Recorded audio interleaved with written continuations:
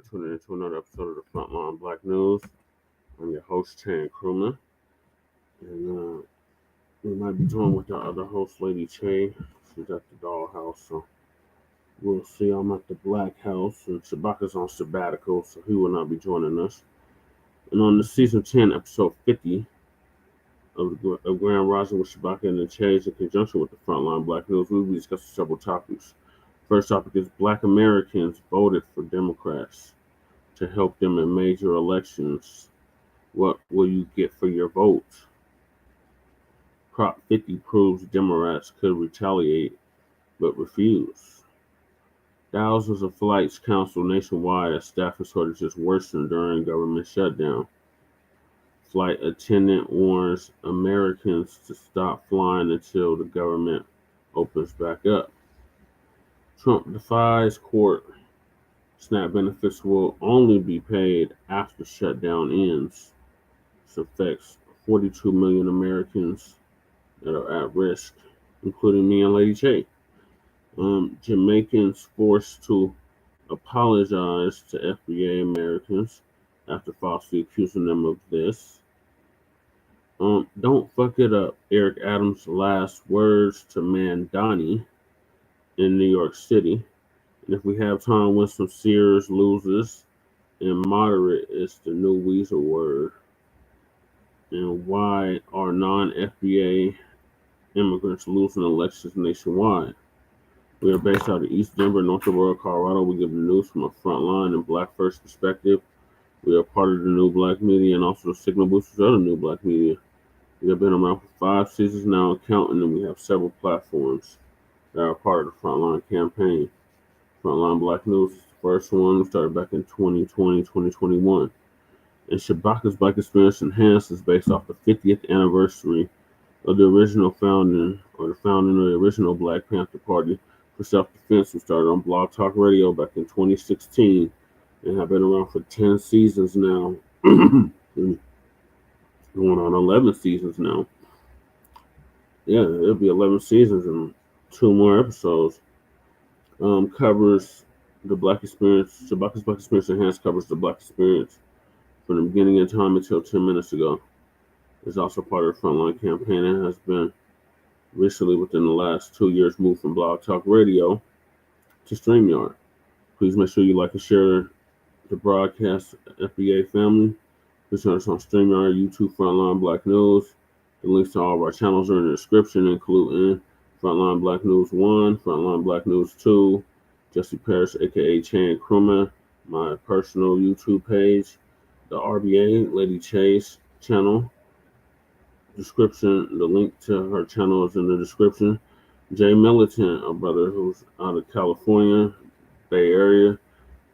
His YouTube channel is also in the description, was Cracking TV with Jay Militant. Keezy, who does our intro track, usually for the Frontline Black News. His link is in the description. The Church of Black Power, a brother out of Watts, California, who's now in Houston, Texas. His link is also in the description. And last but certainly not least, Black Truth United, our young brother. His link is also in the description. He just did a hilarious video this morning about these shields, these Republican shields. So make sure y'all check that out. Also, we have a petition for reparations, change.org petition. Please sign it.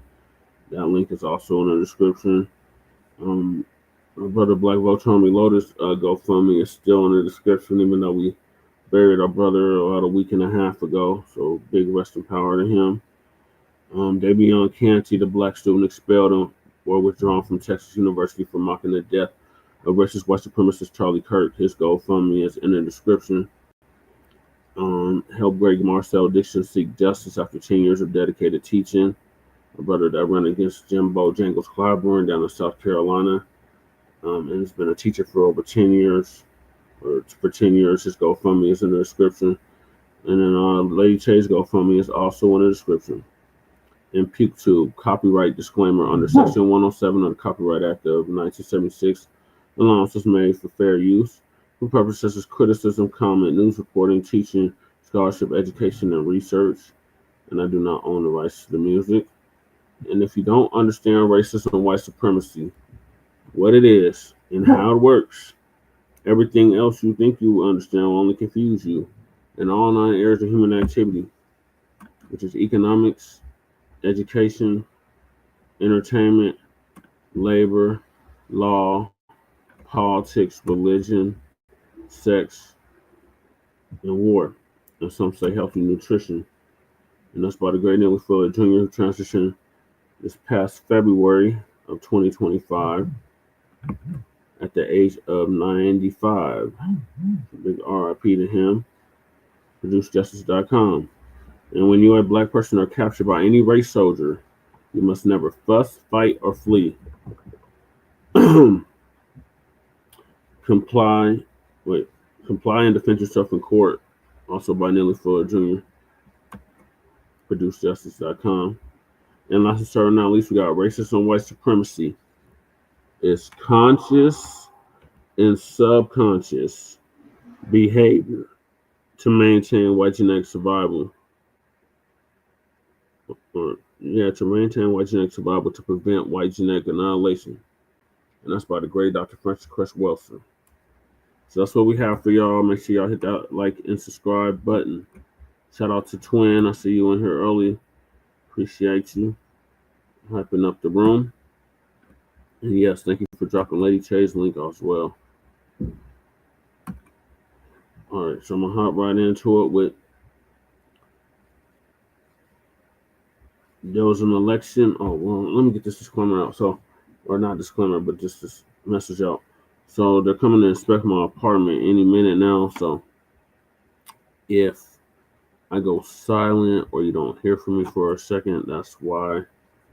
So I'm going to put this first clip on, which is about Black Americans voting for the Democrats this past Tuesday, November 4th, to help them in major elections, and what will we get for our vote. I said, if you're not getting nothing tangible, Aquarius, the B1 dog. Chill out, girl. Chill, girl. Chill. Aquarius says hi, everyone. What we gonna get for our vote? If you're not getting nothing tangible, then why are you wasting your time voting? So we got to stop with this. Oh, I'm just gonna vote out of emotion. No, you need to vote because you're getting something tangible for your vote. If you're not getting nothing tangible for your vote, don't waste your time. That goes for the local, state, and federal level. Yeah, there they go. Yeah, the B1 dog. Aquarius, chill, baby. So let me know when evil is lurking. All right, let me go to share my screen.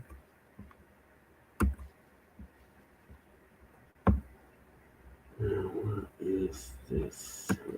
So Uncle Phil's gonna give us an update on that. Let's go all the way to Detroit. Where my Detroit people at? So as y'all know, as I've been saying, there were several elections that took place on November 4th in several major cities, New York City being the biggest. It's the largest city in the country. Then they had elections in Atlanta, elections in Minneapolis, elections in Aurora, Colorado, elections in Detroit, Michigan, and I believe there was some more cities. So Uncle Phil's going to go over that and why we shouldn't even get out and vote for the Democrats if they're not going to do nothing tangible for us.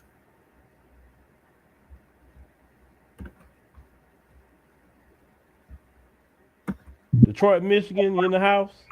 Detroit. Yeah, shut up. Oh, will they go away? All right. Mary Sheffield, Detroit's next mayor. You know, she's going to make history. She's going to be the first woman to lead the city. Okay. All right. Well, congratulations, Mary. Mary was born in 1987. I've seen some people asking questions about her. She's not married. I thought that's an interesting take. She's been on the city council since 2014, so she has been in the government itself. So Mary, as they say, she's the first woman that was ever been elected mayor in the city, including campaign site she led from start to finish. She who defeated Triumph pastor Solomon Kinlock Jr. with a 77% of the vote. So with 429 or 430 precincts reporting early Wednesday morning. She's 38 years old, so she's considered in politics young. I know 38 isn't considered young to people, but in America's politics, that's considered young. I know, right? They said celebrated Tuesday night with hundreds of friends, family, and supporters. So it's at a glitzy event, the MGM Grand Detroit. So this sister won. Okay, great, proud of her. Now the question I'm gonna have for her and anybody else, okay, Mary, what are you gonna do for black folk in Detroit to make Detroit better? Oh Lord, look who back there. Let me get. Oh man, I can't get him up on the screen. Where he at? You see who back there, right? You know who that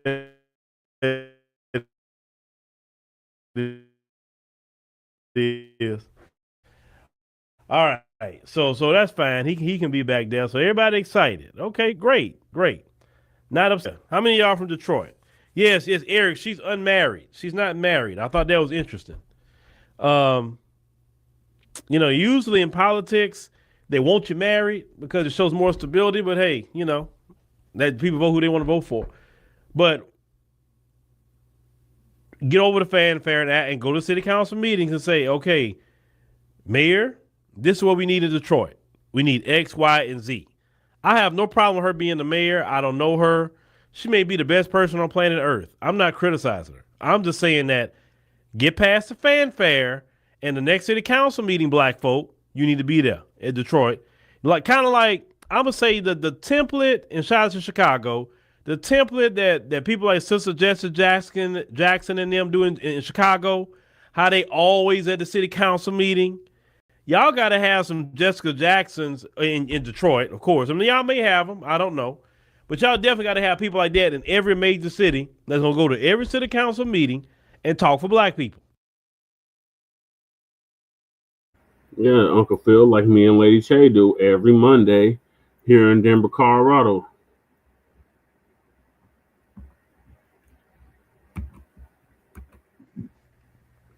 They got to know you. They got to know you exist. They got to know, like, oh, man, he come or here she come. Every meeting, you have to be there to advocate for black people. Period. What's the point of getting out there voting and then going to sit home? It doesn't work like that. And everybody don't have to do it. It could just be some people that say, hey, man, I'm stepping up. You ain't got to go out there and ask for any permission. Say, I'm stepping up and fighting for the community. And just show up. I promise you, most people are not going to stand in your way. Just show up and say, hey, this is what we need in our community. What you going to do about it, Mayor Mary? I just want to know. I don't want you prioritizing all these different things and don't prioritize the black community. And the thing is, Detroit has a lot of black people. So if anybody should get anything, definitely should be some black folk. I don't want y'all to be like, oh, okay, we got a black woman. Symbolism. Yes, she is, not definitely black. You listen to the way she talk and like, oh, okay, yeah, she black. Right? But get past all that. What is she going to do for y'all? That's the only thing that I say. Because I don't like the symbolism. It doesn't impress me. What are we going to do? What are we going to get as a community? Okay? Now, let me get to the next thing I want to look at here. The main thing I want to look at here was more so the exit polls, which is very important from election night. We'll go over. So we get started here with California. You remember California had Prop 50, which is going to redistrict as a response to Texas redistricting to get 5 seats for the Republicans. So Gavin Newsom said, you know what? We're going to try to get 5 seats for the Democrats. So as you can see in California, that special election, Proposition 50 passed with 63% of the vote in California. It passed. So it's known as the Election Rigging Response Act. It says a constitutional amendment that would allow the state to use a new legislature-drawn congressional map from 2026 through 2030 elections instead of the one drawn by the California Citizens Redistricting Commission. It said yes vote means the state would use the new map starting in 2026 until the California Citizens Redistricting Commission draws new maps following the 2030 census. Okay, so it passed, and it kind of lets you know what counties, voted for what. You can see here, red means yes, blue over here means no, and it kind of lets you see here. All right, so now you go down to the exit polls, right? And let you know, and I always like the exit polls more than anything else. So in California, black folks aren't much of the population, but 91% of those who voted, voted for yes. Okay. Black folks are always showing up, as you can clearly see. Now, Latinos are a good portion of California, and they voted 71%, which is interesting. I would think their number would be exceeding black people's number the way they're being targeted by this administration, but yet they have 71% and 29%. That's interesting. Asians, they're not really being targeted like that. They did 72%. And, of course, like I say, that's California, so we're going to have more white liberals voting for it. Not a whole, it is a lot, but not a whole lot considering. Then let you know more black men have supported that issue. A little bit more than black women. Latino men, their women is more supportive. So let you know about that. So they're going to redistrict out in California. All right. So the New Jersey governor's race. Let's look at that. New Jersey. All right. So the Democrat Mickey Sherrill, she won in New Jersey. Okay. Defeated the Trump-backed candidate here because Trump was speaking up for this guy. And then if you just kind of look at it, go down here, the exit poll. Once again, as you can see in New Jersey, black folk voted 94% Democrat and 5% Republican. As you can see, more white folks voted for the Republicans. It's usually normal. And then look, the Latinos, as you can see there, once again, nowhere near 90%. Asians even voted more than Latinos in this election, yet the Republicans are targeting Latinos. And you wonder why a lot of black people say, yeah, we good, because y'all don't even want to show up in mass to support yourselves. Black folks don't have to show up, especially when it comes to stuff like this. Okay? So that's that election. All right? I'm just going to show you a theme. Now, New York City mayor. Okay? The big one they've been talking about, Zohran Mamdani. He's been voted the next mayor of New York City. He was born in Uganda. He's an immigrant, and he's a Muslim. He's a damn. And so he got over 1 million votes actually. And you look at the boroughs here, the Bronx. He 50%, 56%. No, Manhattan, Queens, Staten Island. Como got Staten Island, but he won all the boroughs except Staten Island, okay? Exit polls. All right. Black folk voted for him at 57%. And then, of course, 38% voted for Cuomo. That's interesting. Then it looked like the Latinos had 52%. Asians voted more for him than any other group. Looks like we're looking at here. Then they break it down, the men and women. It seems like more black men voted for him than black women, which was interesting. And also, I guess, more Latino men and women. Okay. So just let you know that. So they get Mamdani. All right. That's that. Now let's go to Virginia. All right. Virginia, that you see the old Winsome down there, Winsome Earl Sears. She was a lieutenant governor. She was trying to run for governor of Virginia, and she lost against Abigail Spanberger. Okay, we can break it down here. The exit poll. Let's go look at that. Now, more women actually voted in the election than men. 93% of the vote, black folks voted that voted in the election for the Democrats. And then, as you can see, the Latinos number, and then you see the Asians. Asians outvoted them too, at least the percentage wise. So here's the thing. Let me see what the key takeaways are. Well, let me see here. I wanted to have some key takeaways I need to look at. Trump. Yeah, I'm just glancing at something. Okay, let me get back on camera.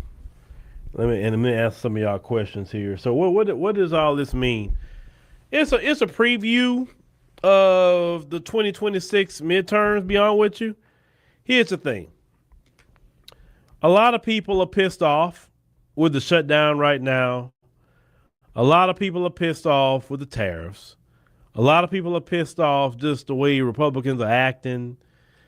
They pissed off about all the attacks on progress. So people are gonna go out. We're not talking about the folks, but let's say black folks. Maybe some Latinos, maybe some Asians, etc. is gonna go out and vote against it, right? This is why Trump wanted Texas to get 5 more seats, because Trump knows he's in trouble when it comes to those midterms. Okay, so that's that. So this is the thing, black folks. You put the Democrats back in office. Okay, cool, no problem. But are you gonna demand something this time? Because history says they will get back in power. So you're gonna ask for something this time. That's one thing I want to know. Because you can't go back to going to sleep. Because that's what because be honest with you, I never forget that comment this one brother told me during the first Trump term. And he said, man, I can't wait to Trump get out of office and get back just to regular racism. I don't like all this racism. I said, regular racism? And I asked him, what you mean by that? He said, yeah, these white folks, they just bold now. They saying the N-word, they doing this and that. I mean, I can deal with their racism, but they just doing too much. So you cool with racism, you just don't like it in your face. That's the craziest comment I ever seen coming from a black man. Telling me that. And beyond with you, I had to think about it. Is he really that far off of how some black folks feel, though?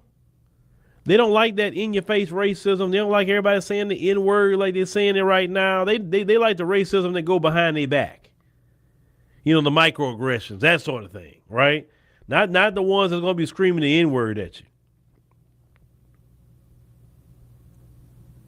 But what you say why? You say why not ask Republicans for something?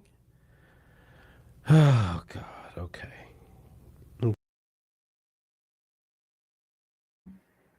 Yeah, that's a sad reality. A lot of our people, they're like, oh, well, I prefer the Democrats over the Republicans because they're less racist. They're still fucking racist at the end of the day. It's just like when they say, go for the lesser of two evils. It's still evil at the end of the day. Like, none of these parties are going to do anything specifically for black people. Like, the fuck are you doing? Well, I just don't like it in my face like that. I do. Because that way I know how to deal with your ass. When you come at me with this covert, oh, I'm your friend, and I understand what you're going through and all that bullshit. No, the fuck you don't. And we see through that shit. Especially us millennials and the Gen Xers, we see through that bullshit. The boomers are still on that, oh, I'm just going to keep voting blue no matter who. But the millennials and the Gen Xers is like, to hell with that shit. What kind of policy do you have specifically for us? And then when they say, well, why don't you ask the Republicans for something? The Republicans ain't trying to court our goddamn vote. The Republicans ain't saying, oh, they got our vote in the bag. The Democrats is the ones that take our votes for granted. And our people still go and vote for them mugs. It just makes no sense to me.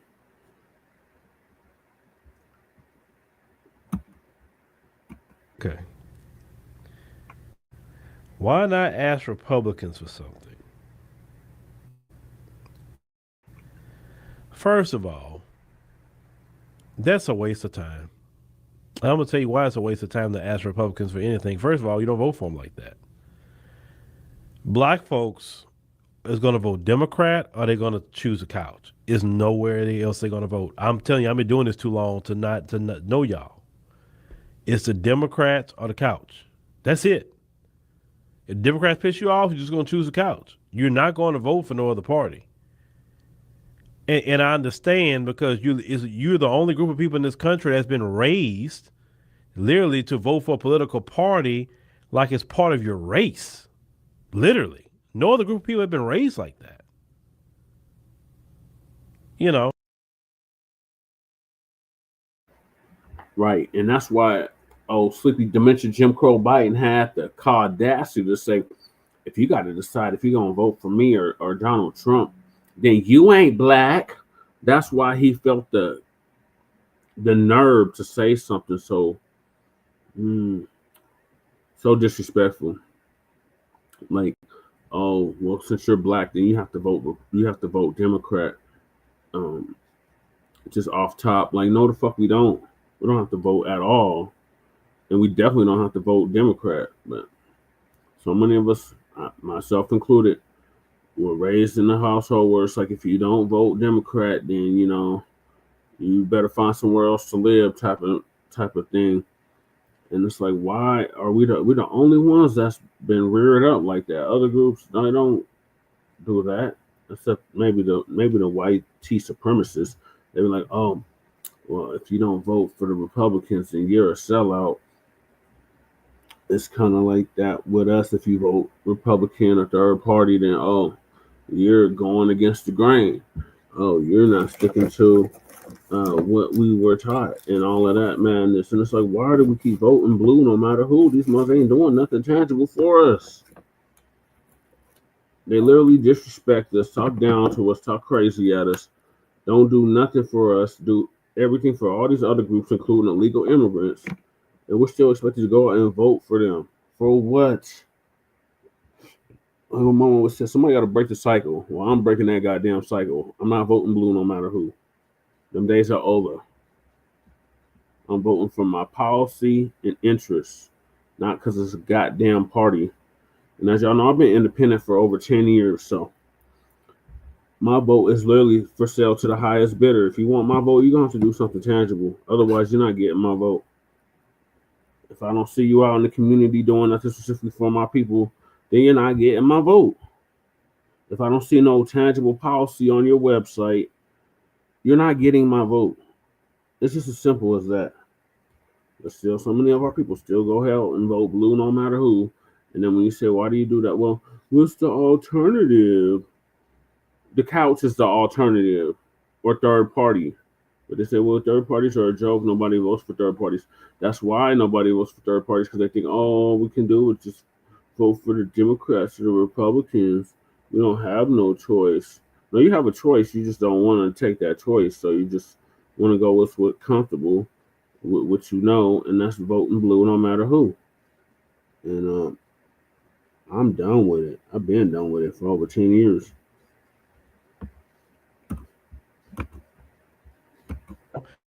Maybe, but you know, maybe I shouldn't be saying that, because white people act like Republicans is part of their race too, and they gotta vote Republican. If they don't vote Republican, then they selling out. So it seems the same, just based on their voting patterns. If you're gonna ask a Republican for something, you gotta have one that's more centrist. If he's extreme right, if he's an extreme or she's extreme right, they're an idiot. That's what I see. If someone's extreme left, they're an idiot. You got to have somebody that's kind of in the middle. You know what I'm saying? They call it moderate, but you can't have somebody that is extreme. Because the extreme right, they go into the might be on to something there, FBA Israelite. Yeah, anarchy is the way. That means nobody is owned. Nobody is property. It doesn't mean complete chaos. It means basically nobody's owned, nobody's property. That's what anarchy is. So yeah, anarchy might be the way. This way currently is just not working. Appreciate you tapping in. The great replacement theory. They go into, you know, just all this racism that don't even make sense at this point. You know, you're thinking you're gonna save, you know, this country from turning darker or whatever. It's not gonna happen. It's just not gonna happen. You don't have enough kids for that, so it's just not gonna happen.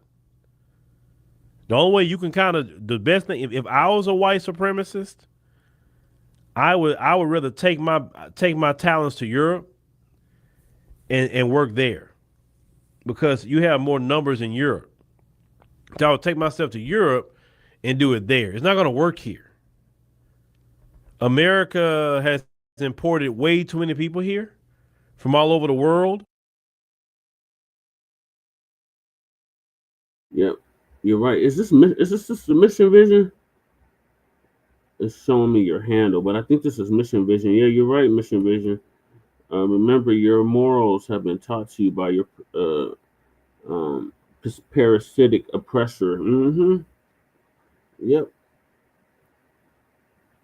And they should be like, they can't teach us no moral, so they have no moral compass. We're the moral compass. The FBAs, some say Hebrew Israelites. We're the moral compass, not these damn Edomites and Caucasoids. But yeah, I hear what you're saying. Yeah, they taught us that madness.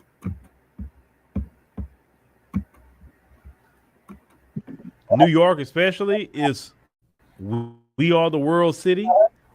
Every nationality you could think of is in New York City. I'm telling you. If you never want to travel anywhere and you want to see all these different people speaking different languages and different cultures or with all that without leaving the U.S., go to New York City. It's all right there. Yeah. And and even during the time where Greg Abbott was busting people in New York City, they're bringing more immigrants up there. That is the immigrant city.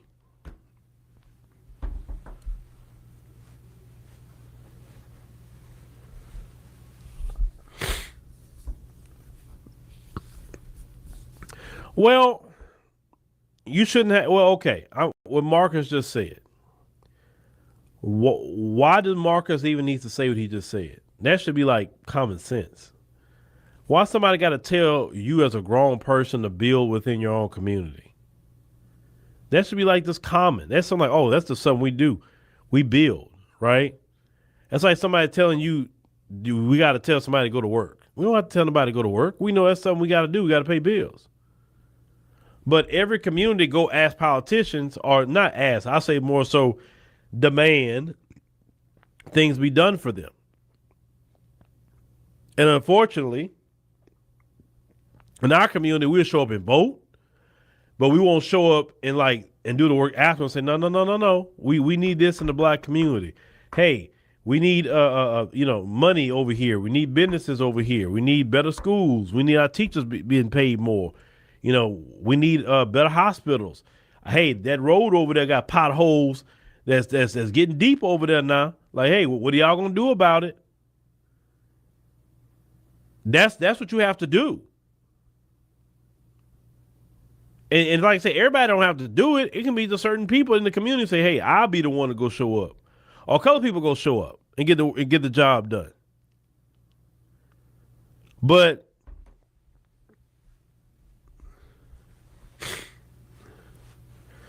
you said Flint says they would have to earn our votes going forward. That what you said? Unfortunately, what you just said,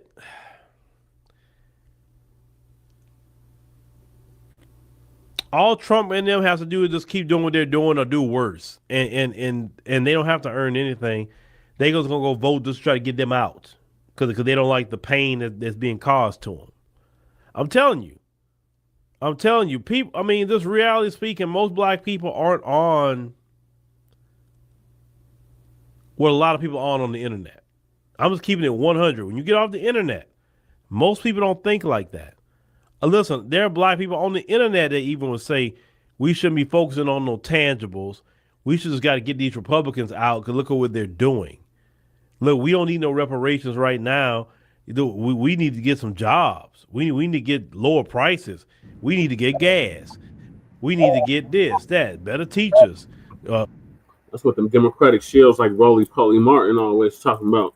We just don't ask for tangibles.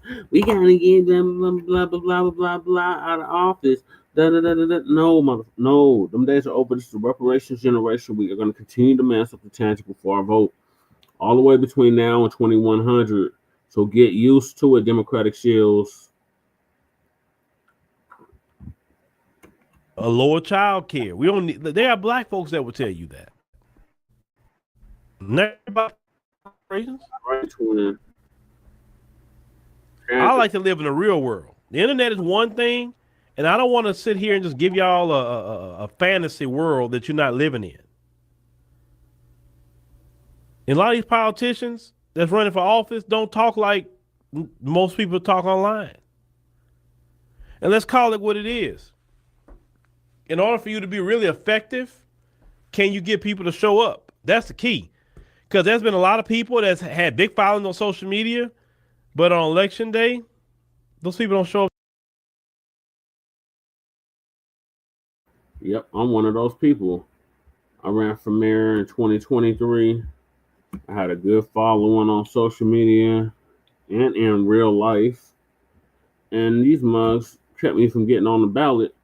So people had to write me in, and it just became a complete diabolical situation because it was just like people are not going to remember to write you in. And it's a lot easier when you're on the ballot for you to get votes. So I had definitely an uphill battle. I'm like, I'm not going to do that again. If I don't get on the ballot, then I just got to drop out because people don't pay attention. You try to educate them. They don't remember. They have short-term memories. You tell them, hey, I need you to write my name on the ballot. Oh, yeah, I'm going to do it. I'm going to do it. And then when it comes to election day, oh, only this many people who did it. And you look like a laughing stock. Like, nah, this is ridiculous. Like, it's like Lady Chase said, like, some of our people just like to be abused. Like, they don't want to support a candidate that actually has their best interest in mind. They want to support the big money candidate that has all the name recognition and all the money and all the glossies and fancy flyers instead of the person that's actually been out there in the streets with them, that's on the public transit with them, that's out there in the trenches with them. No, they'll rather support, the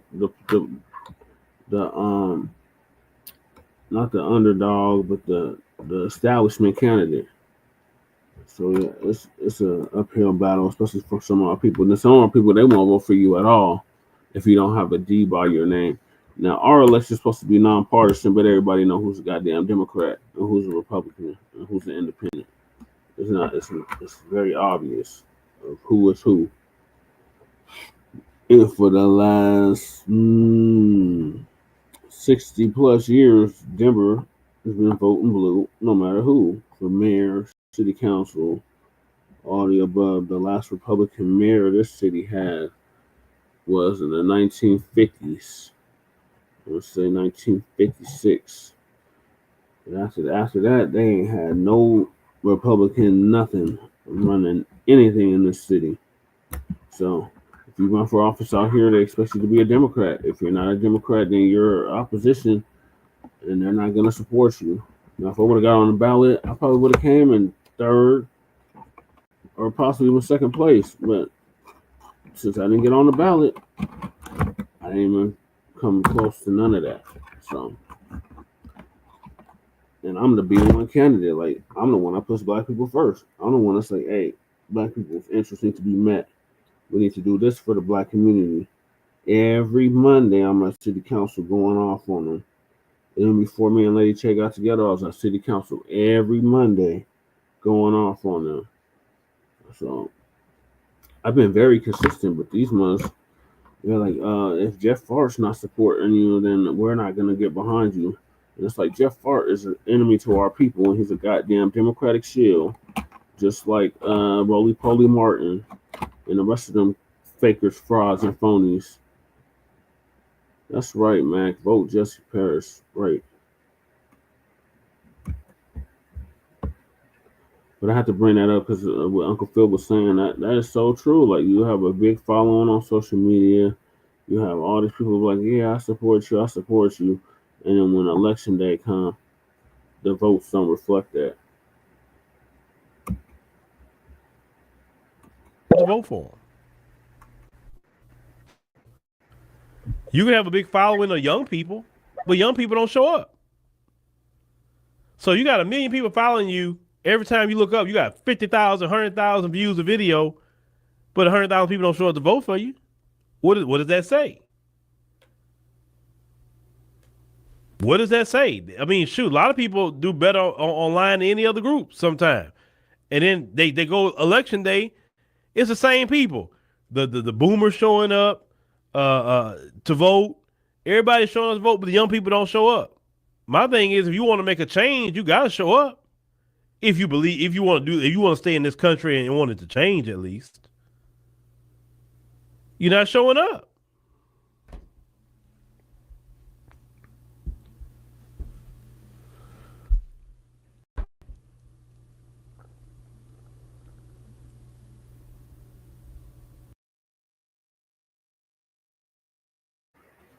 He's right. We're not showing up, and it's like, what the fuck? Like, you got a candidate that has your best interest in mind. You would think, that would be a slam dunk, no brainer. Oh yeah, we should show up for this brother or sister. We should definitely go vote for them. We know this person. We've seen we've seen them do work in the community consistently. They don't just show up during election time. Like, they're always around. We see the work they're doing in the community. And then when it comes to election day, oh, I'm not going to go vote. Like, what the fuck? It's one thing if there's nobody that's going to do nothing tangible for you on the ballot. I can see you sitting it out then. But if you got actual candidates on the ballot that you've seen them do work in the community, they're very accessible. You know where they're at. You know what they're doing. And you still don't go out and vote, then that's a big problem right there. And I wish people focus more on the local elections than they do on the damn presidential. Might as well turn out in mass like they did for old Sambo for the presidential. But when it comes to your local and your state, oh, I ain't wasting my time on that. My vote don't even matter. Why should I even bother with it? And it's like, that's the shit that affects your day to day.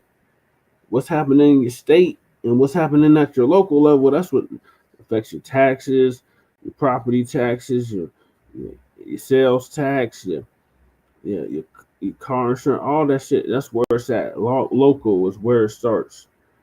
But people will focus more on the goddamn president than they were on their local city council, their mayor, their aldermen, their what do they call them? Commissioners. They'll focus more on the damn president than they will on their local city council and their mayor. Exactly, twin. That's where it starts, at the local level. Politics is local, and you may not be into politics, but politics is deep into you. And it's just like, God damn, how can we increase the voter turnout? Like, year after year, every time there's elections, it's like the voter turnout just gets lower and lower and lower. And you would think it would get lower and lower and lower for the presidency, but no, it increases for the presidency and lowers for the local and state. People are just not interested. And not knowing that, because they took civics out of the schools. They don't even teach civics no more in public schools. So we got a bunch of youth that don't even know how the political system works, don't even know nothing about civics, don't know nothing about the checks and balances, don't know nothing about the three branches of government, don't know nothing about any of that, because they took that stuff out during Bush Jr. So my generation was literally the last generation to get civics. After us, so like the Gen Zs, they ain't getting no civics class. The alphas, they definitely ain't getting the civics class. So you got a whole generation or two generations with no political knowledge or education. It's just a sad state of affairs. So try to use the social media to educate our people, because I mean, it's an effective tool if it's utilized in the right place and you're able to mobilize people to go out and vote for you. But those views don't equate to votes. And yes, local is where it starts. Focus more on your local elections than you do on the goddamn president. Focus more on your state elections than what you do on the president. I remember I was talking to the youth when I was running for mayor, and they was like, we don't care about what's happening at the local and state level. All we care about is the president. And I'm like, the president is every 4 years. Your local is, some of the elections is like every 2 years. That's what affects your day to day, not the damn president. But they're like, no, we just vote for the president. It's just like, wow. Sad, very sad state of affairs. These were my nephew's friends that told me this. I was like, wow. So y'all care about is the president? And they're like, yeah, that's all we care about is the president. I'm like, well, you need to focus more on your local. Your local, that's what affects your day to day. The school board, um, the mayor, the city council. They was not trying to hear it though. Sad.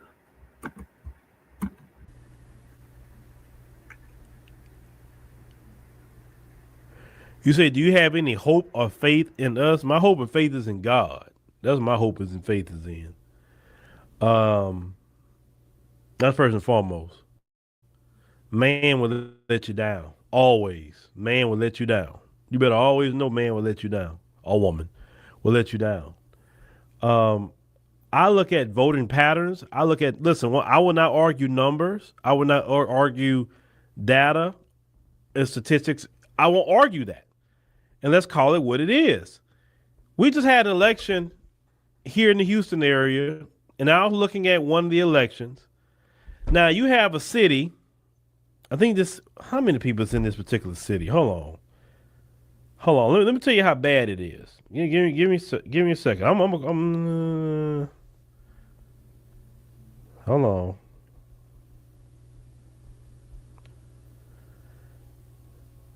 Give me a second. I don't want to see that. No. What is the? Hold on. No, I need population. Give me a second so I can see population. Particular city. It's only 14,000. So if you have a city of 78,000 people, but you look at the mayor election for this particular city, it's only 14,000.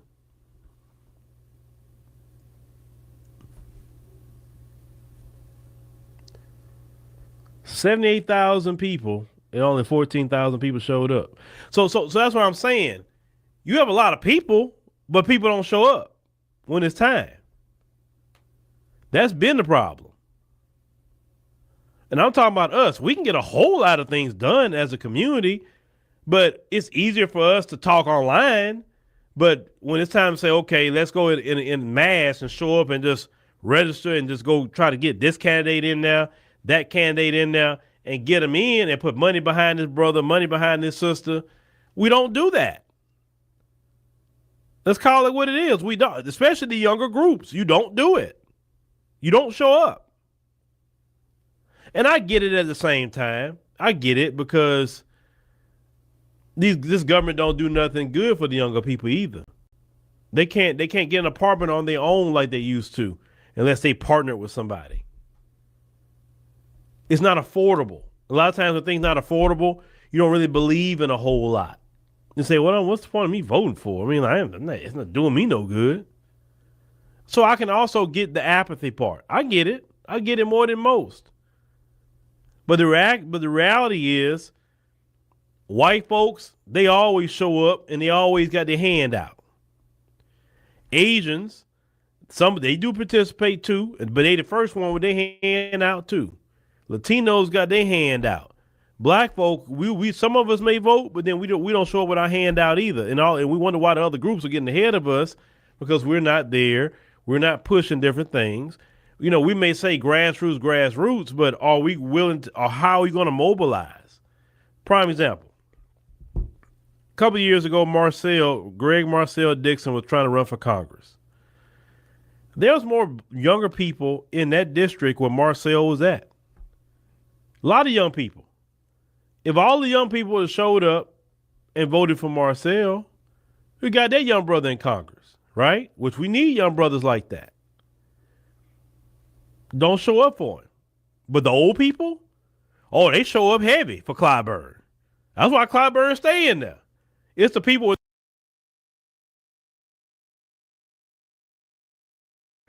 Yep, he's right. He's right. The young people don't show up. The young people don't show up. The unhoused don't show up. The poor don't show up. But the rich and the affluent, they'll show up in mass. The damn immigrants will show up. You see how they showed up for Mamdani in New York? Like, it just makes no sense to me. It's like you don't want to be a part of the system, but yet you want to get benefits from the system. So you're not going to participate, but yet you want to still reap the benefits or supposed benefits of the system. It makes no sense to me, especially at the local level. I can see you sitting out the presidential. I can definitely see that. But at the damn local level and the state level, you should not be sitting those elections out because that's what affects your day to day. We're trying to get people, our people, especially to wrap their brains around that is just like beating your head into a damn brick wall at times. You got people that can't even write their own name, let alone write your name on the damn ballot if you don't get on the ballot. Then if you do get on the ballot, they want to see if you have a D by your name. It's just ridiculous shit. I went through all of this when I ran for mayor in 2023. I was running for mayor at the same time Greg Marcel Dixon was running for Congress. The same time Jamal Green was running for mayor of Chicago. And the same time, what was the brother? Lumumba was running for mayor of Jackson, Mississippi. And the brother out of Enfield, he was running for mayor of Enfield too. I was running for mayor at that same time. All them brothers was running for office. We did not get the support that we. There was another brother, Jacoby. He was running for mayor of. He was running for mayor of city council in Louisville, Kentucky. Out of those people I named, only two of them actually won office. Jacoby won, and Lumumba won. But everybody else, we did not win. So it's just like, youth, what are y'all doing? They keep talking about ain't nobody hearing you, ain't nobody trying to do nothing for you, but then you got candidates just running for office that not only look like you, but have your best interests in mind, are relatively in your same age group, and y'all don't get out and vote for that candidate in a block. Like the illegals did for damn Mamdani. Like the immigrants did for Mamdani in New York. The mothers came out in mass. They said it was more young people that voted for Mamdani than any other group. And they were all mainly immigrants. So the immigrants can get mobilized, but actual citizens, actual black citizens can't mobilize behind the candidate. There's a serious problem there. Then his age group that keeps him in office. The younger people don't show up. That's a reality all over the country. It's not just there. It's all over the country. So until black folks get in their head that, okay, if you want to, you talking about your homeland, you talking about you want to be here, you want to stand and fight and da-da-da-da-da, all the things you say, well, that means that you got to stand and fight many different ways. Block voting, having certain candidates. If you're not going to show up in mass, if you're not going to run certain candidates, male or female, to get the agenda done that you want, like reparations and anti-black hate crime bill and all these different things, if you're not willing to show up and vote and participate in the system, then what are you doing at that point? You're just talking. I'm just keeping it 100 based on statistics, based on what I've seen over a decade in voting patterns with us as black Americans. It's the old people that's voting like that. It's not really the young ones.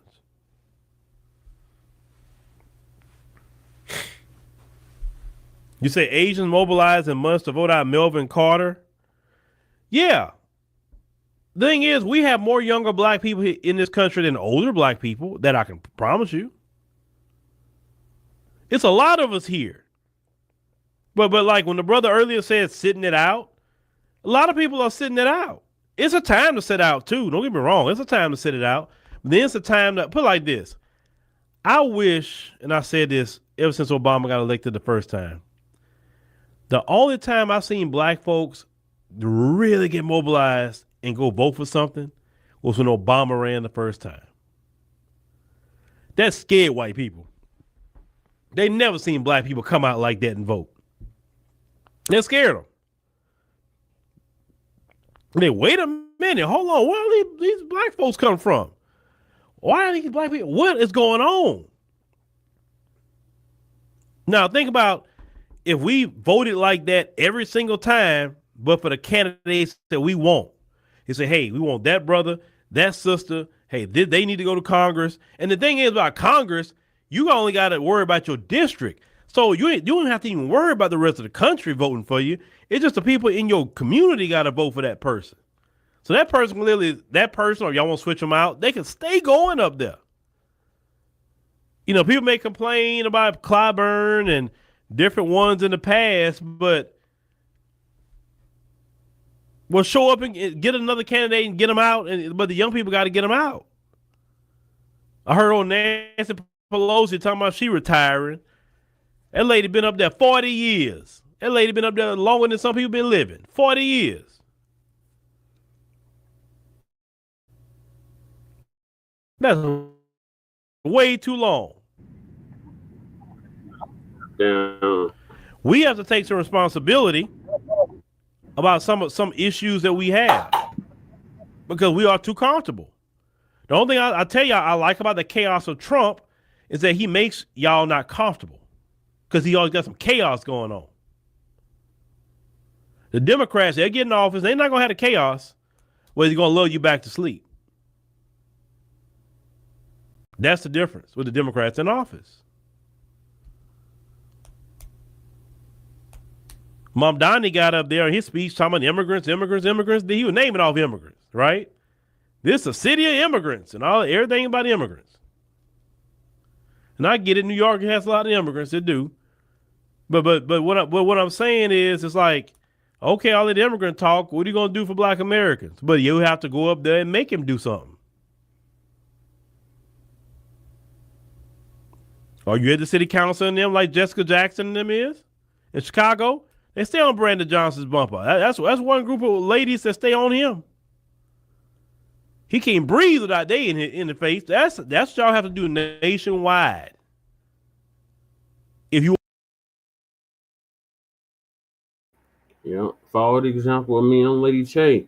We are at Denver City Council every Monday, whether in person or on Zoom. We on the helmet. We on Mike Johnson's helmet. We on the Denver City Council's helmet every Monday. Sometimes we participate in the subcommittee meetings throughout the week as well, consistently for over a decade now. So this is like we can't be the only ones that's doing this in the country. Shout out to Chicago Flips Red and the sisters that he named. That's at Chicago City Council every whatever day it is, Monday, Tuesday. They are on Johnson's helmet. And we gotta do that in every city that we at. We need to be on these mugs. Shout out to Donna Mr. Deep. The brother that co-hosts with Demetria K. He's at every city council meeting in his city, Moreno Valley, California.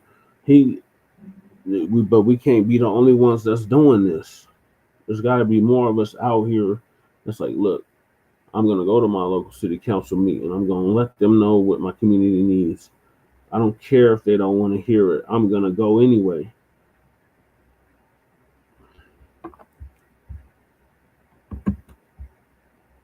want to get something for black people.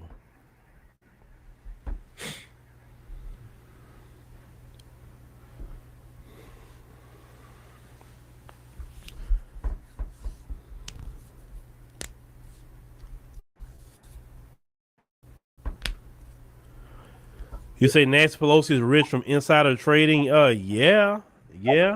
My thing is this, bro.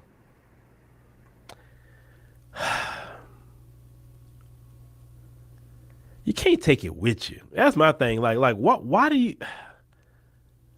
You can't take none of it with you. Listen, of course, a lot of us want to live comfortably.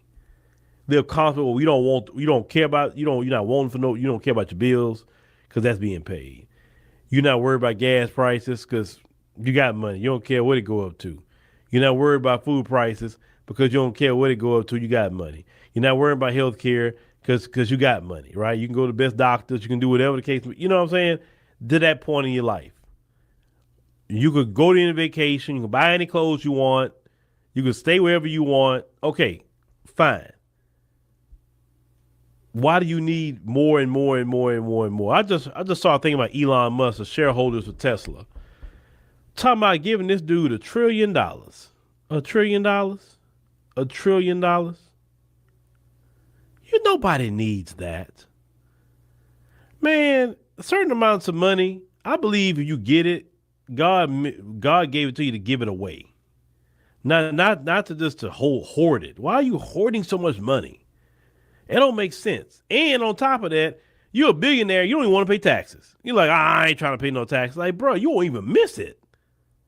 You won't even miss it.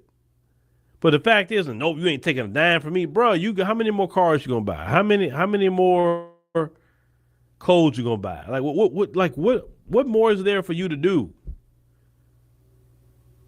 Like, bro, I guess I would just get content. I was like, hey, man, I'm cool. My money is good. I'm not wanting for nothing. Man, I'm cool. I just don't get the mindset. Wanting more and more and more and more and more. The Bible even talks about the greed. You don't have to be greedy. Like, look, the billionaires in America, they can bless everybody's life today if they wanted to. And they're like, no, I want more money.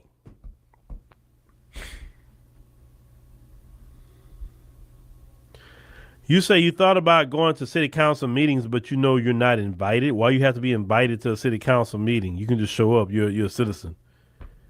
I'm not now. If the police ban you for some reason, then that's a different story. But you ain't gotta be invited.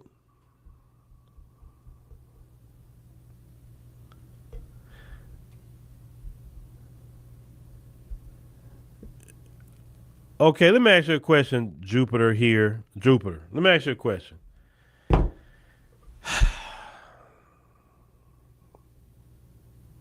I live in the state of Texas, and you can carry all you want to carry. They don't pay a light bill. They won't pay a single light bill for you. They won't put a morsel of food on your table. Now, if you're an instructor or something at a range and you're getting paid for that, that's different. But if you're not getting paid from that don't help you none. You walking around with some tool, it's not going to make the economy better. And let's be honest with you, I don't really want to live nowhere where I feel like I gotta stay strapped all the time. I just don't. If I think I gotta be strapped everywhere I go, maybe I need to move from that location. It's not the right location for me. And I tell anybody this, you can walk around all day long with a tool on you. Your back is turned, always. You always can be got. If somebody want to get you, they can get you. Like the white man got more guns than anybody else. Ask them all that guns is saving them right now. Ask them white people in that food bank lying about all them guns they got. Can they eat them guns? All them bullets they go buy. Ain't nobody buy more guns than white people. Ask them in them food bank line to go eat them bullets and them guns they got right now. Is that dinner on the table? Is that gonna pay that rent and mortgage? Maybe they need to start pawning them that stuff. Look, my thing is this. You should defend your household. I hear you. Yes, I'm not against that. I mean, everybody. I hear you on that, Mr. Vision. Yeah, it does look ridiculous with that Hamite continent behind him. Consistently on that brand. So, Uncle Phil been around for 15 years. So I can't be too mad at him for that. He's sticking to his brand. His brand is the African Diaspora News Network. His brand is not the American Diaspora or American News Network. His brand is the African Diaspora News Network or News Channel. It was a news network, now it's a news channel. He's been consistent on that. So I don't follow him too much for that. I mean, that's what he is. That's his brand. He literally promotes trips to that Hamite continent. So of course he's gonna have that Hamite continent behind him. Have a right to self-defense. But outside of that, man, I think more about excuse me, you put some food on the table, light bill being paid, kids getting educated right, car to drive, make sure the insurance is not making us be broke. I was thinking about more practical things, what they call the kitchen table issues. I promise you, people that's hungry right now in America, they're not thinking about walking around with no guns. I'm just beyond with you. Yeah. The thing is, I don't care how many guns you got on you. If somebody want to get at you, they can get at you. Your backers are always turned. Trust me.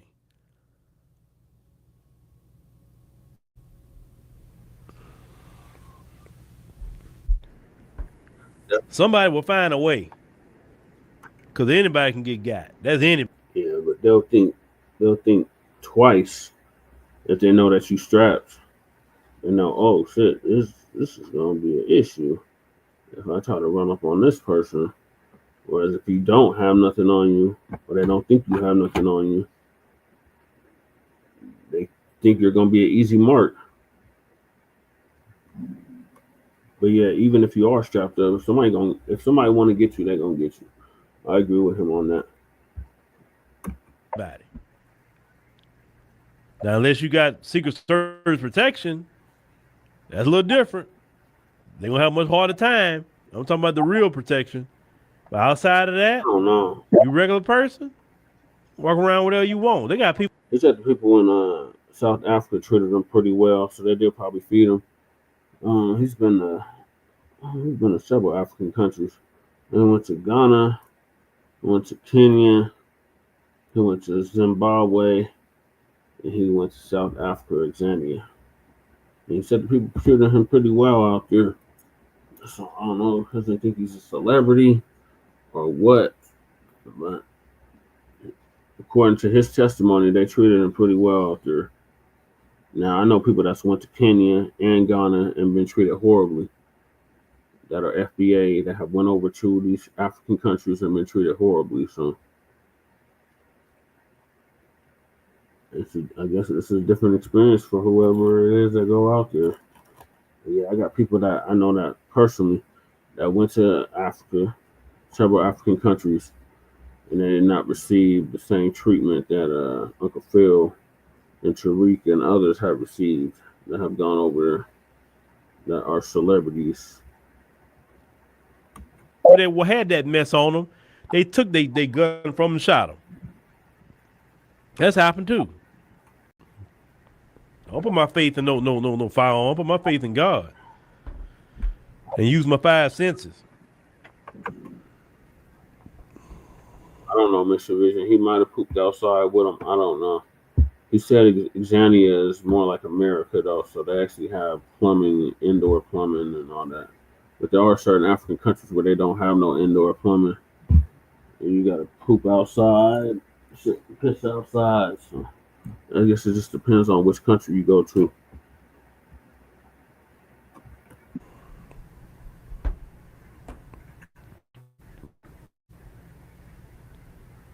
Herbert says whoever has to drop.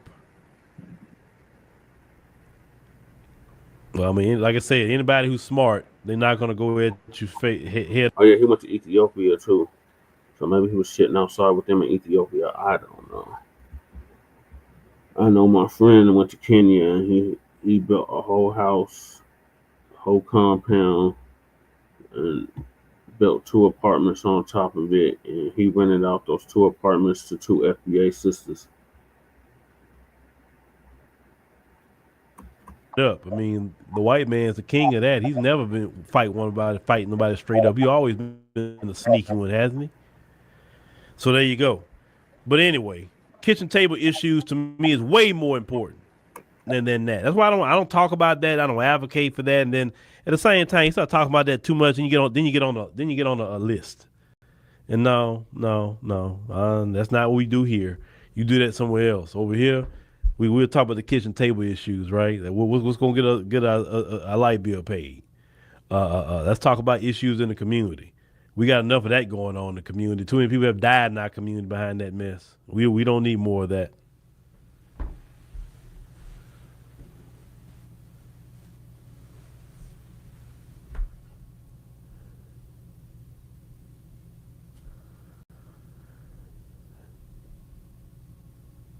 Well, sir, what about this, sir? Can we train people how to grow food? Can we train people to do that? If we could train more black people to grow food instead of talking about some power tools, I promise you that would be a lot more beneficial to feeding our people if we learn how to grow food. Yeah, I hear you on that, Uncle Phil. I've been growing my own food for 5 years now in the community garden. I've been teaching our people how to grow our own food as well. So I think I've been growing food actually longer than that, but recently, for the past 5 years, growing my own food, teaching our people how to grow our own food. So, yeah, I mean, I think you can do both, Uncle Phil. I think you can have power tools and teach our people how to be self-sufficient, as Shabaka is always talking about. What about if we learn about the different herbs that can help heal and cure certain ailments that they medication? Get back to the herbalists that we used to be, and learn how to put them herbs together, and getting off their synthetic mess they give us at the CVS. That would be more beneficial for black people, in my opinion. Extending longevity. I'm not saying we shouldn't learn how to defend ourselves. We should know how to defend ourselves with our hands and feet and anything else we can pick up our hands on. I don't care if it's a broomstick. You know what I'm saying? Black folks pretty good at fighting on a good day, so I'm not worried about black folks fighting. We'll beat the brakes off of you, right? But we need to learn things, teach our kids how to actually go fishing and catch some fish out the water. You know what I'm saying? Teaching our kids how to barbecue. Some kids don't know how to even barbecue. Teach our kids how to do something with a 10-pound bag of chicken. We need to teach that's what we need to be doing. Teaching that. Teaching our kids about, getting. We ain't doing no bush meat around here. But yeah, they be barbecuing bush meat too. But nah, we're not doing that. We don't do that there.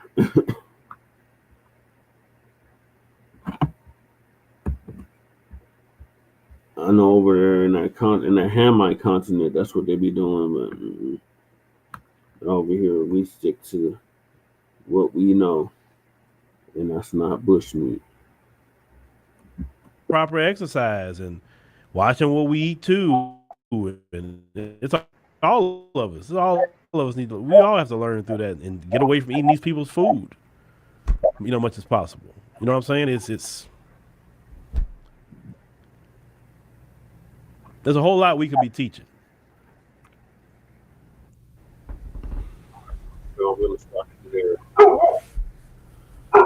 Aquarius, chill, baby. Chill to be one dog, chill. Aquarius don't like my neighbors, apparently. Alright, so yeah, if you're gonna vote, black family, vote for something tangible. If you're not getting nothing tangible, don't waste your time and focus more on the local and state level. If you're gonna vote, if you're gonna participate in this political process, focus more on the local and state level, opposed to the presidential. The presidential is every 4 years. Your local and state is every 2 years. And that's what affects your day to day. It's pretty much the message I believe Uncle Phil and myself were trying to get from this. So moving along, we got Prop 50 proves Democrats can retaliate but refuse. So Uncle Phil's going to give us, not Uncle Phil, Professor Blacc Truth is going to give us an update on that. Shout out to Professor Blacc Truth. I've been listening to Professor Blacc Truth for over 10 years. Everything that he said has come to pass.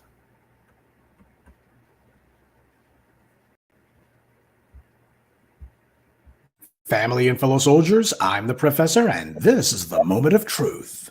Governor Newsom at the convention center in downtown LA Saturday, rallying supporters to get out the vote and pass Prop 50, the ballot measure before voters in the special election. Prop 50 asks voters whether or not to redraw the state's current nonpartisan congressional map to favor Democrats and eliminate up to 5 GOP House seats. Newsom and state Democrats scrambled to get the issue on the ballot. Show Prop 50 has strong support, hovering near 60%.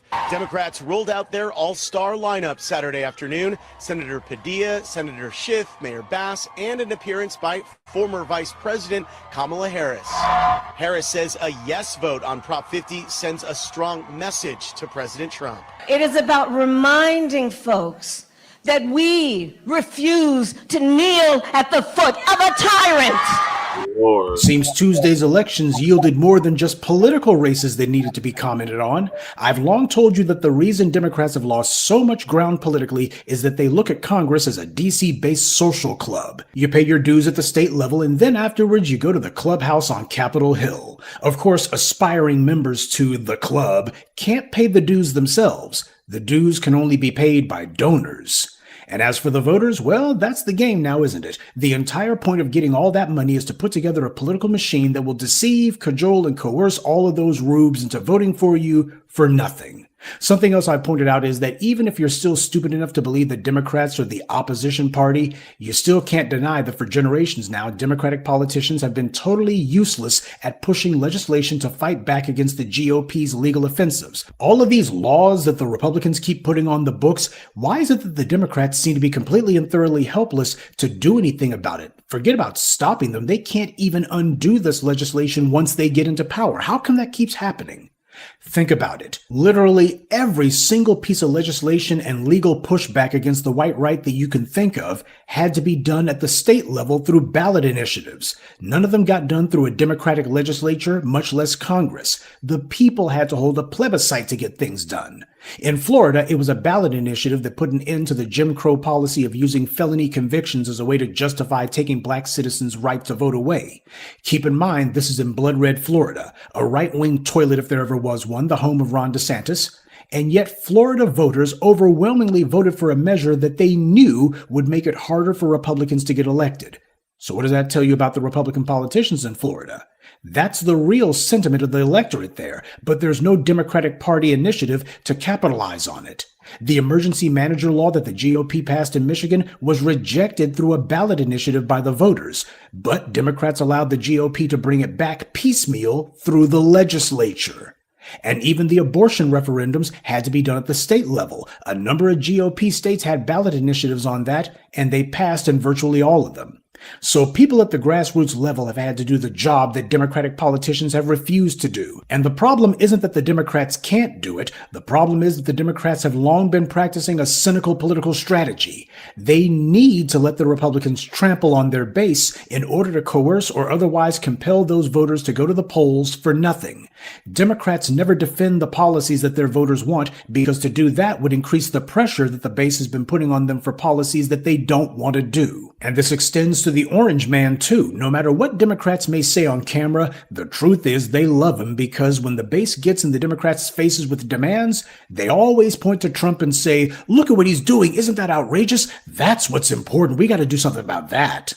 To them, Donald Trump is an effective get-out-the-vote machine. And best of all, they don't have to actually promise anything. And even when you point out the Democrats' failures, they just point to Trump and say, well, isn't he far worse? Either that or you need to vote for the Democrats anyway, because that's how you stick it to the white right. Allowing these white right-wing politicians to do all this mess is not an accident. This is a key part of the DNC political strategy. People see the white right pushing laws that target black citizens, and then Democrats feel that they don't have to worry about people making demands anymore, because after all, look at what those Republicans are doing. Except when it comes to black voters, they don't even go that far. They have never and will never say that they're going to undo or roll back or get rid of those Republican policies. They just say, vote for us or next time it'll be worse. Understand that the white right's performative extremism serves a very important and crucial function for this political duopoly. I've been saying since forever that Democrats have been sitting on their hands and letting Republicans pass whatever legislation they want to target black citizens. I've also said that if Democrats actually were representatives of their constituents, then they would be using their offices to politically retaliate by attacking the GOP's voters in Democratic states. A lot of the shills and plants and operatives in the comment sections and making videos, they say, well, Democrats can't do that because, well, reasons. Well, don't look now, but on Tuesday, California voters passed Proposition 50, which allows the Democrats to make big changes to the state's congressional districts. And Democrats made it clear this will turn Republicans from a political minority to basically politically irrelevant in the state. And this didn't come from the people, it came from the California political machine itself. Now, if you actually have a critical eye, you understand that California's political leaders sent a message to the people with this move. When it comes to the people's rights, well, they have to fend for themselves. But when it comes to the California politicians' power, that has to be protected at all costs. And why did the California Democrats feel the need to take such a radical step? Because over in Texas, the Republican-controlled legislature did the same thing, ramrodding through a measure to gerrymander the state's congressional districts in anticipation of the 2026 midterms. The Republicans know that the mood of the voters is already souring on the orange man, and that next year it's going to be taken out on them.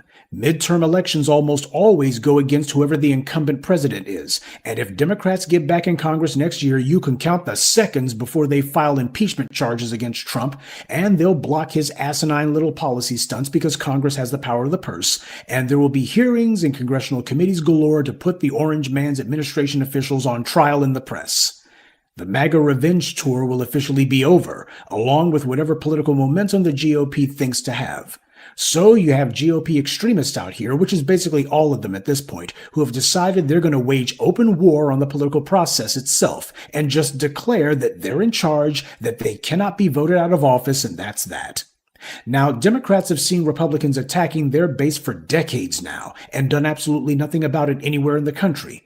But now that Republicans are taking aim at the Democrats' ability to get elected, now they want to do something and retaliate and make the GOP voters pay a price for their party's actions. So at long last, we finally found the one thing that Democratic politicians think is important enough to retaliate over: themselves. And as you saw, this effort was cheered on by the likes of Karen Bass, Kamala Harris, and Gavin Newsom, because he's getting ready to announce that he intends to run for president in 2028, and this is his coming out party. Now, don't get me wrong, I get a chuckle out of watching one half of the anti-Black political establishment gnashing their rotten, gnarled teeth at all this, and the Republicans have no one to blame for this but themselves. The admitted policy of the GOP for the last 15 years has been, we don't care about policy. We just want to do whatever we think will drive the left crazy, even if it hurts us. Well, as we saw with those statewide abortion referendums, the white right didn't drive the left crazy, they just drove them to the polls. White insecurity, white fragility is what drives them to keep doing these self-destructive acts. They'll commit political suicide if it gives them one last chance to feel like they're in charge, or to give the middle finger to people that they don't like. So we recognize the white right is deranged, and their blatant and shameless expressions of white belligerence are hurting them. But they're not the only ones. Gavin Newsom personally worked to stop the Freedmen's Bureau from coming to pass in California, and he had all those boot-licking, buck-dancing Sambos in the state legislature helping him do it.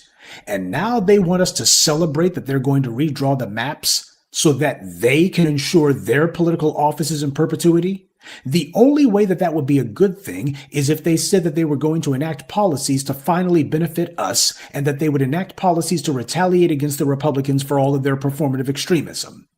Have you heard anything from these California politicians even remotely close to that? If the only thing you get out of Proposition 50 is to see the Republicans grinding their teeth for a day or two, that isn't enough.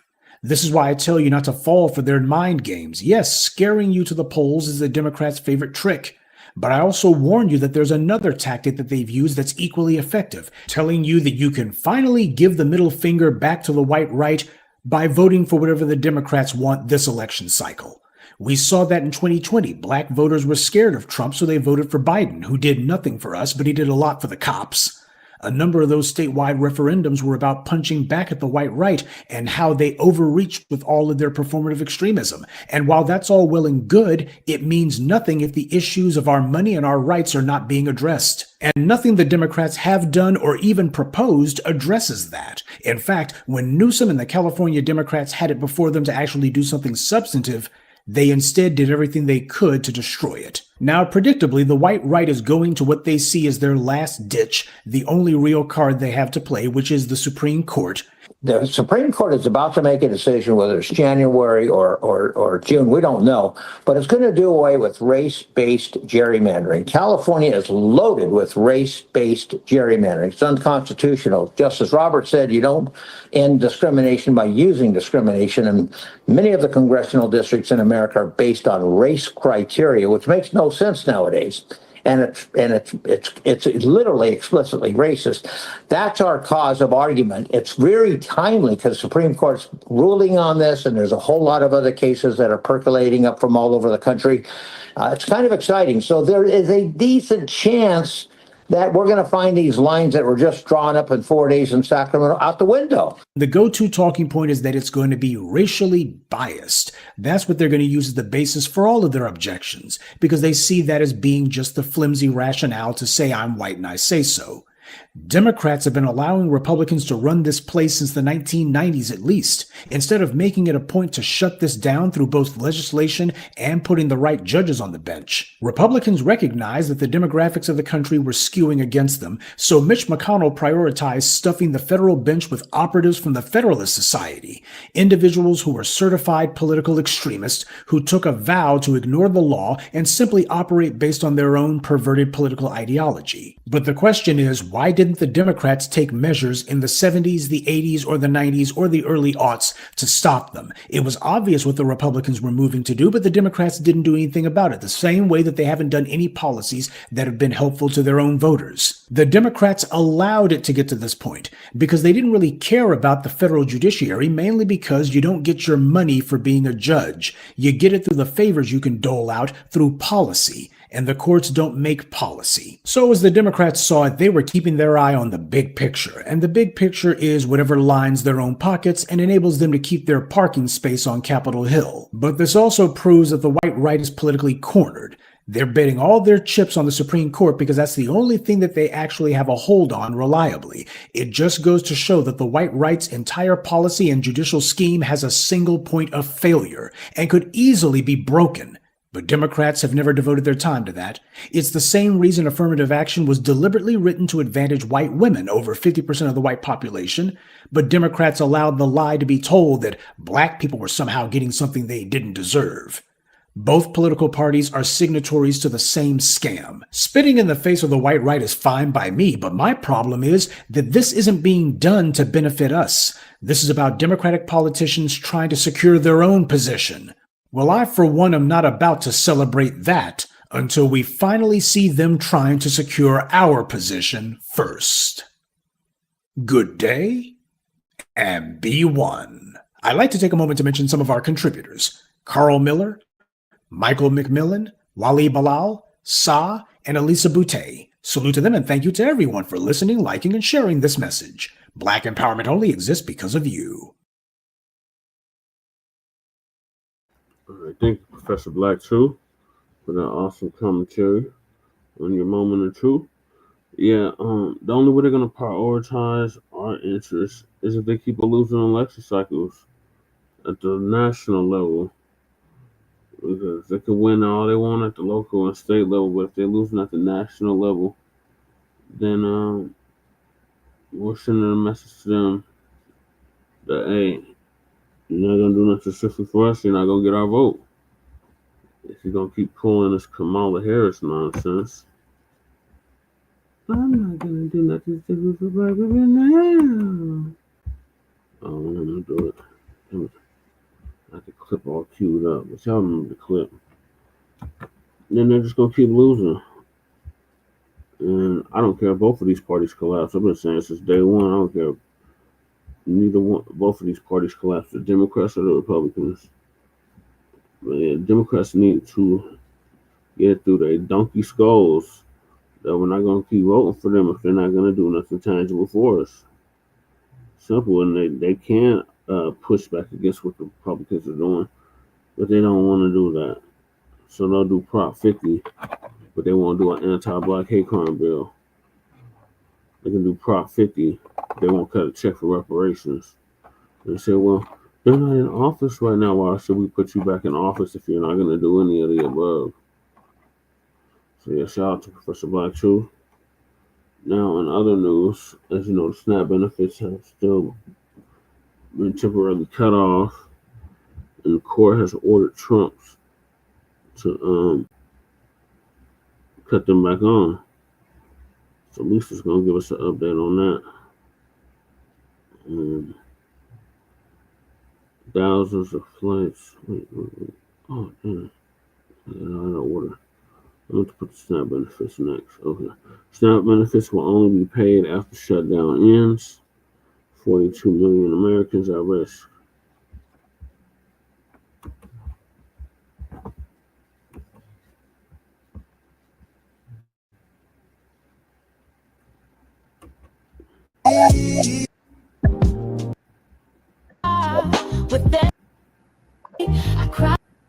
Surprise, and this is baby can't wait until been ranting online. All right, y'all, breaking news. Donald Trump has been ranting online, and he said he is not going to let that money go to cover SNAP. And these folks are just going to have to wait until the government opens back up. Now, a baby can't wait until your government opens back up. You do realize a lot of the people that have SNAP, they're for the children. It's a lot of elderly people on SNAP. And, you know, they can't sit around and wait on Donald Trump's time. They got to eat when they're hungry. But see, I'm not surprised. And this is far from the first time Donald Trump has defied a court order. So he's been ranting and people have picked up on his rant. So far, nobody has received fundings and he's just not going to send the fundings out. So, you know, you can't expect this rich guy to care about poor people that rely on the system to eat, because he's not going to care about you. He's not going to care. He's eating his Big Macs every single day. So he doesn't care about anybody else. You know, nobody can, nobody's body works on Donald Trump time. You know, these babies need formula, and they need to eat, and these children need food. The majority of the people on SNAP are children. That's what I'm saying. So let's get to it, y'all. It didn't take me long to be able to gather videos because they are popping up left and right on this issue. All right, hold on.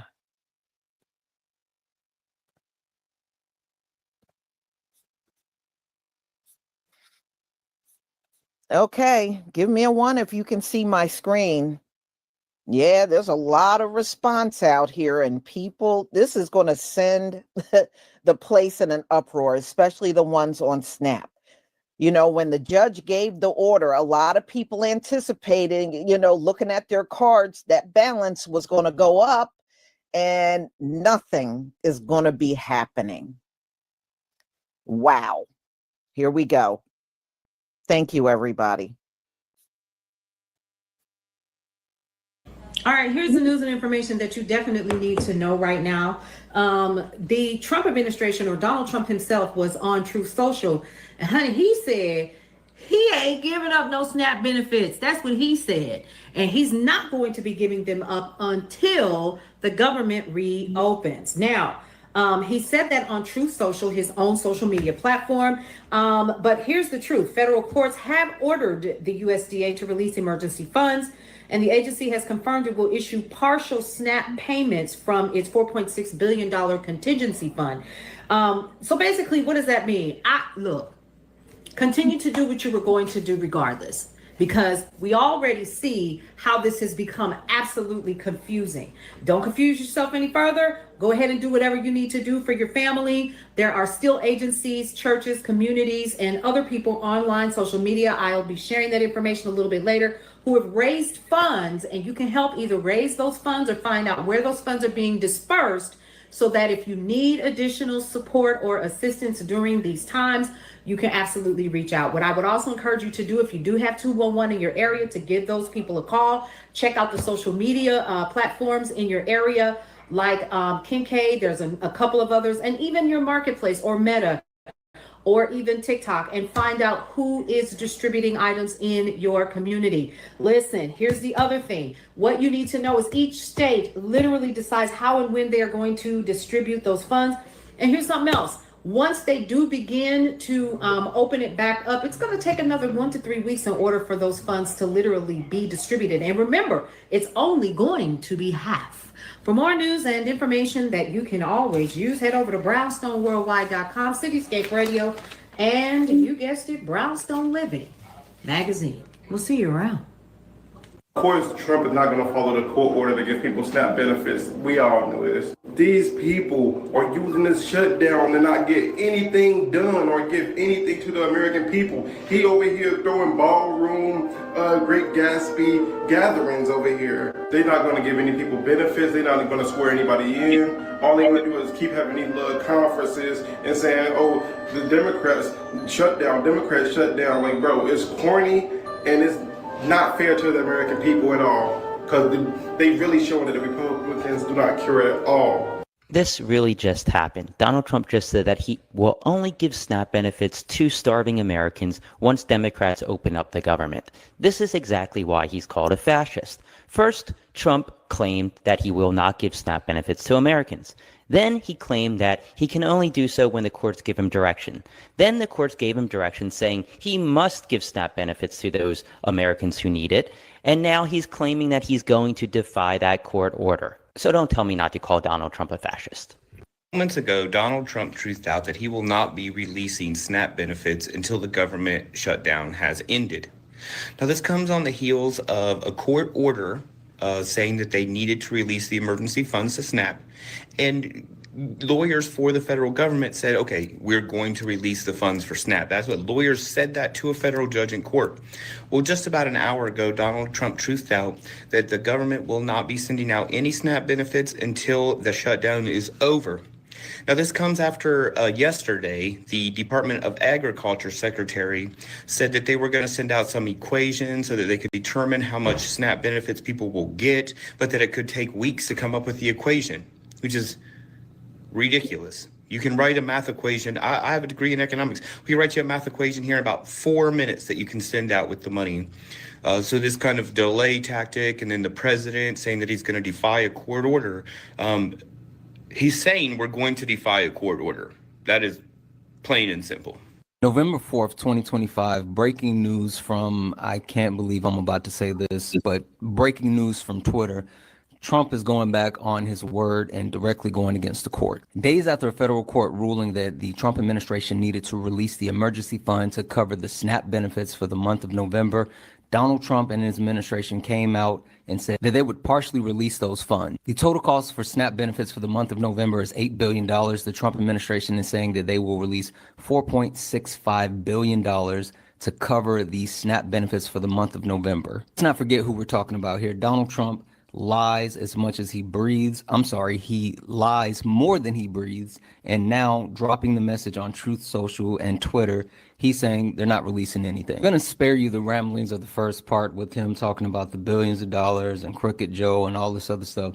The most important part is the second half. He says that SNAP benefits will be given out only when the quote unquote radical left Democrats open up the government, which they can easily do, blah, blah, blah, blah, blah. Trump is saying that he's not going to release those funds as court mandated. He's supposed to release those funds, not partially, not wholly. He's saying they're not going to release those funds until the actual government is reopened. This has now shifted from the Trump administration and the Republican Party playing politics while using people as capital to Donald Trump directly disobeying the courts, which is a dangerous thing. They've been pumping the prime for a long time to say that the president doesn't have to follow the orders of the court. The court has mandated the Trump administration has to release these funds, but he's just saying that he's not going to do it. Trump defying court orders and his own attorneys now? Shocking. He posted this regarding SNAP benefits on Truth Social a short time ago, saying he's not going to pay them until the government reopens, and of course goes to blame it on the radical left Democrats. You can pause to read this nonsense. To get you up to speed, Not one, but two different federal court judges ruled that SNAP benefits must be paid, at least partially. And the Trump administration's own attorney said, you know what? We can agree to fund them partially. Now, they both said that they couldn't use the emergency funding that's already been allocated for this, but we'll get to that in another video. You could see my earlier post. This is significant news, or maybe it's not, because Trump is not only defying federal courts, which again, no surprise there, he's now defying his administration's own attorneys. That, to me, is more significant. When he doesn't want to listen to his admin's own lawyers, that's a problem. He's trying to deflect this back on the Democrats, of course, on what is an election day. Let's stay tuned and see how the day goes, everyone. No SNAP benefits until the government opens back up. We got some updates, guys, and this is some crazy stuff. We got some bad news, and this is breaking news. And I know that 42 million people were hoping for those SNAP benefits, and it looked like things were going in the right direction, at least slowly in the right direction. But then suddenly, out of nowhere, Trump throws in this curveball, and it's bad news. Take a look at this. So he went to his Truth Social and he said exactly this. SNAP benefits, which increased by billions and billions of dollars manyfold during that, they were haphazardly handed to anyone for asking, as opposed to just those in need, which is the purpose of SNAP, will be given only when the radical left Democrats open up the government, which they can easily do, and not before. Thank you for your attention to this matter, President DJT. So now he is as ransom against the Democrats to get the Democrats to get in there to open up the government. You know, we got the Democrats and we got the Republicans not seeing eye to eye on a slew of different things. And now now Trump is literally dangling starving families over the Democrats to get the government to open back up. Now, he's also doing this against the ruling of two federal judges, them into the SNAP benefit funds. This is insane. Can he actually do this? That's the question. I'm at a loss for words, guys. But I guess it's going to be a very cold holiday season. I hope you guys are staying safe out there. For those of y'all who know friends and families that actually use that benefit, make sure that they're okay. We all need to be taking care of each other more than ever right now. Because we now know for damn sure the government ain't helping. So we need to start helping each other. Stay safe out there, y'all, because I think that the streets are going to get insane. Head on a swivel and stay safe out there. All right, y'all, we got breaking news. Trump just announced that he will once again be defying the federal court's orders. On Devil is Alive Social, he decreed and declared that he will not use those contingency funds to fund the SNAP program. Now, this is despite the fact that his own DOJ told the federal judge yesterday that they will be using the contingency fund to partially more with his pamper in a wide, and decided to backpedal and pamper pop out of this whole thing and using America's hunger to do it.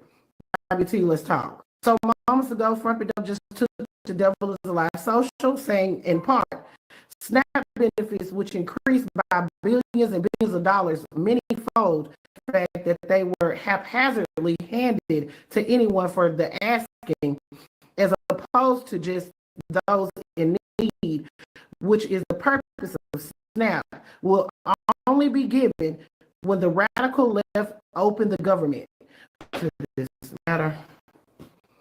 Front. All right, so according to this, Front is not going to comply with the court's order. So I'm guessing that they don't put their heads together and try to find some type of loophole to get out of this, which is really ridiculous and hot shitty mess. 42 million people. Right now, the Senate is currently voting on a continuing resolution, but we all know that Democrats have voted against this because because of the increases to healthcare coverage.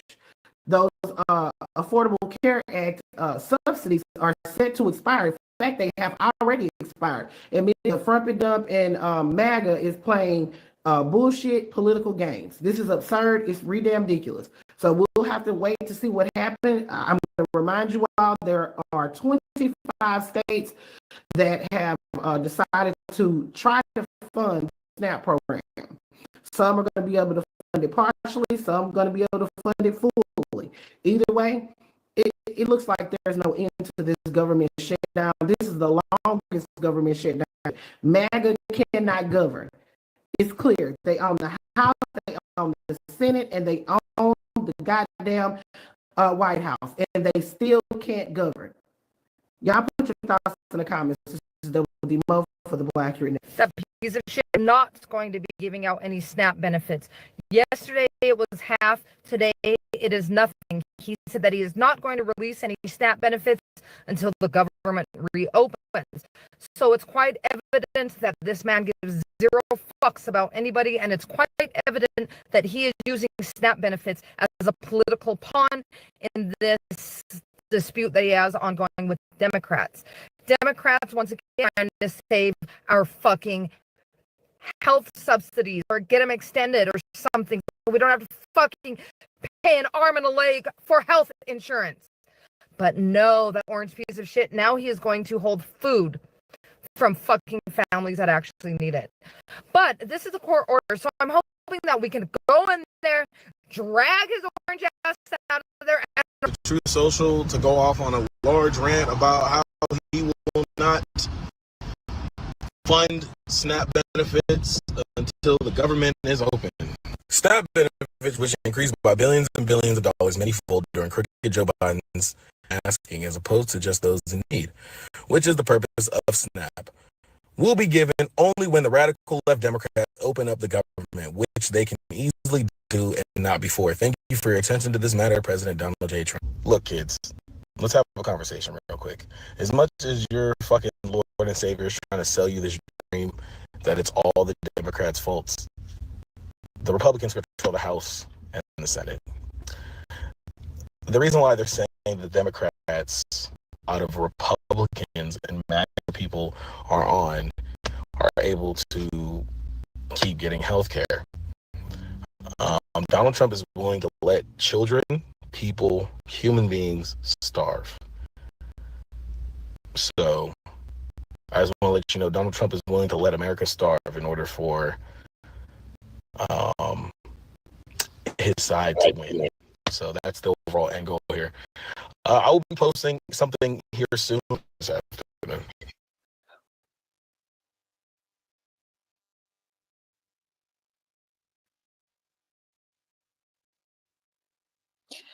All right, y'all, we'll see what happens. We'll see if the courts will hold him in contempt. But, look, Donald Trump has been defying court orders, even in his first, like, he should be able to do whatever the hell he wants. He doesn't care what any judge says. He doesn't care what any ruling is. He don't care. He don't care. And I don't know if many of you know this, but not long after he got in office, he tried to get his 34 convictions overturned. But of course, he could not pull it off. And, so he could sit around and act like he was never a criminal when y'all, at the end of the day, we got to help each other. So if you got family members that are on SNAP and they got small children or babies, the family may have to step up for a little while to make sure they're taken care of and they're not out here starving. And you see, this president he lacks in empathy for others. So it's easy for him to sit his diaper wearing, Big Mac eating ass at a computer. He's going to let people starve.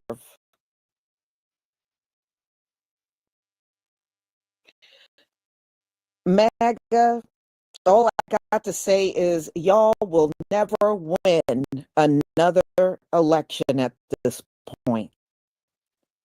If people are not fed, because you will not be winning the midterms or any other election anytime soon.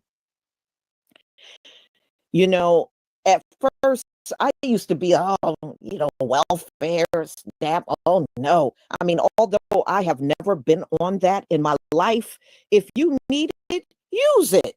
That's what it's there for. If you don't want people using it, then don't offer it. Don't offer it. Stop offering something and then trying to shame people for using it.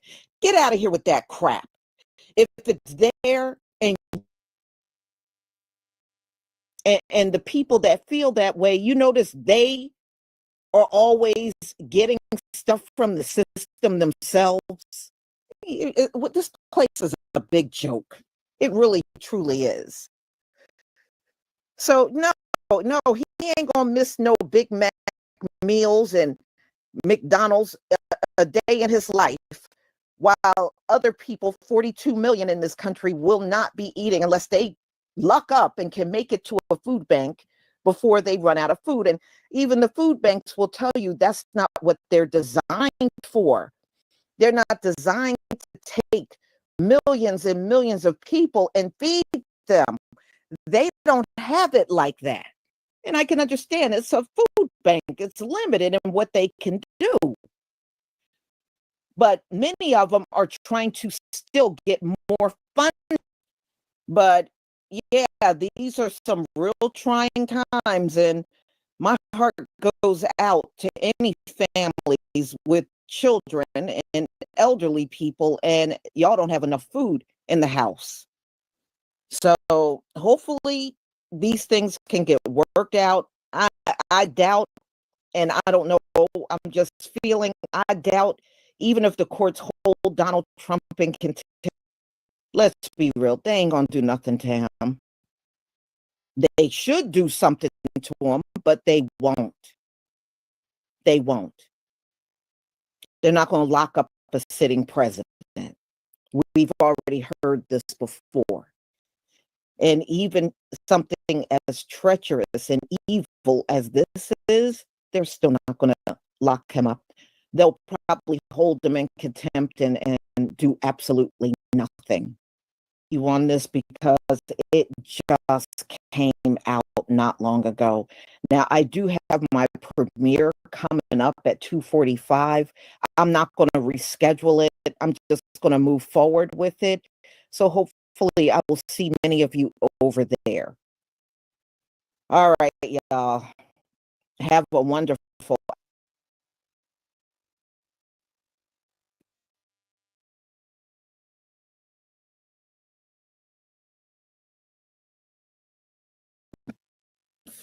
Shalom, family. Hope you're all doing well. Well, because of the government shutdown, the longer this thing drags on, the less likely people are going to show up for work. And that's what's happening.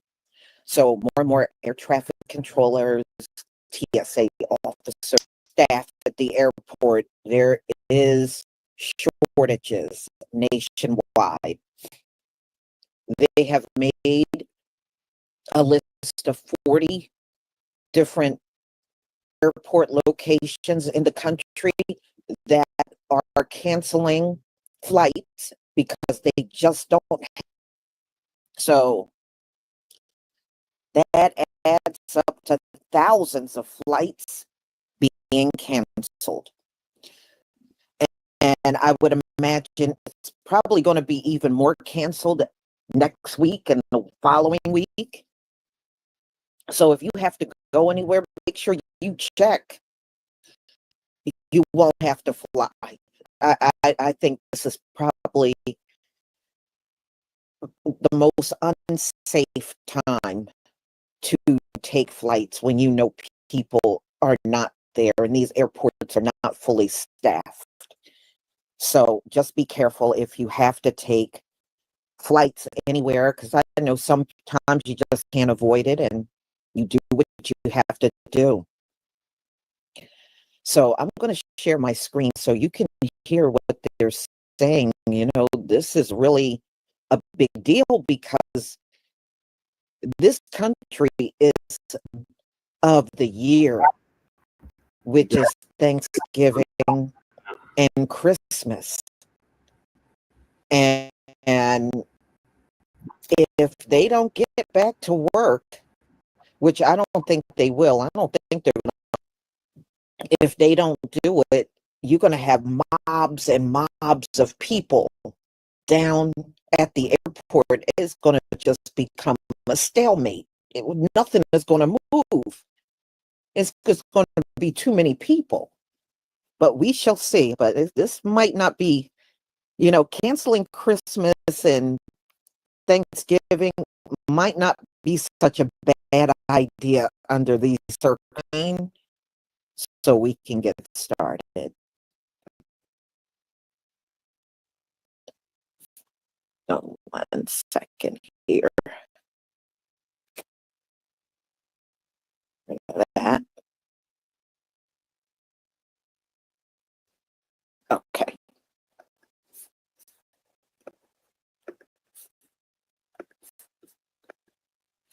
Please give me a 1 if you can see my screen.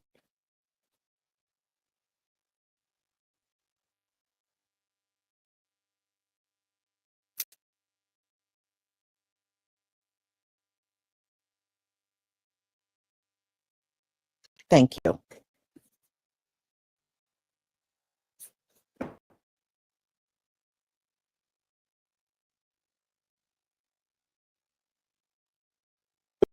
No one planning a flight wants to hear reports over air traffic safety concerns as the longest government shutdown in history continues with no end in sight. And tonight we're learning travelers leaving from California and heading to California could be more impacted than travelers in any other state. Eyewitness News reporter Liz Nagy live now at LAX with the reasons why. Liz. Change could ground as many as 4,500 flights per day, impacting hundreds of thousands of passengers.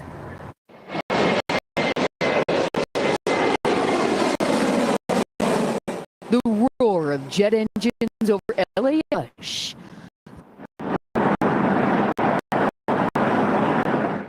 At the order of the Federal Aviation Administration, we have decided that a 10% reduction in scheduled capacity would be appropriate to, again, to continue to take the pressure off of our... Without government pay, already understaffed air traffic controllers, the FAA says, can no longer safely manage the airspace as it is.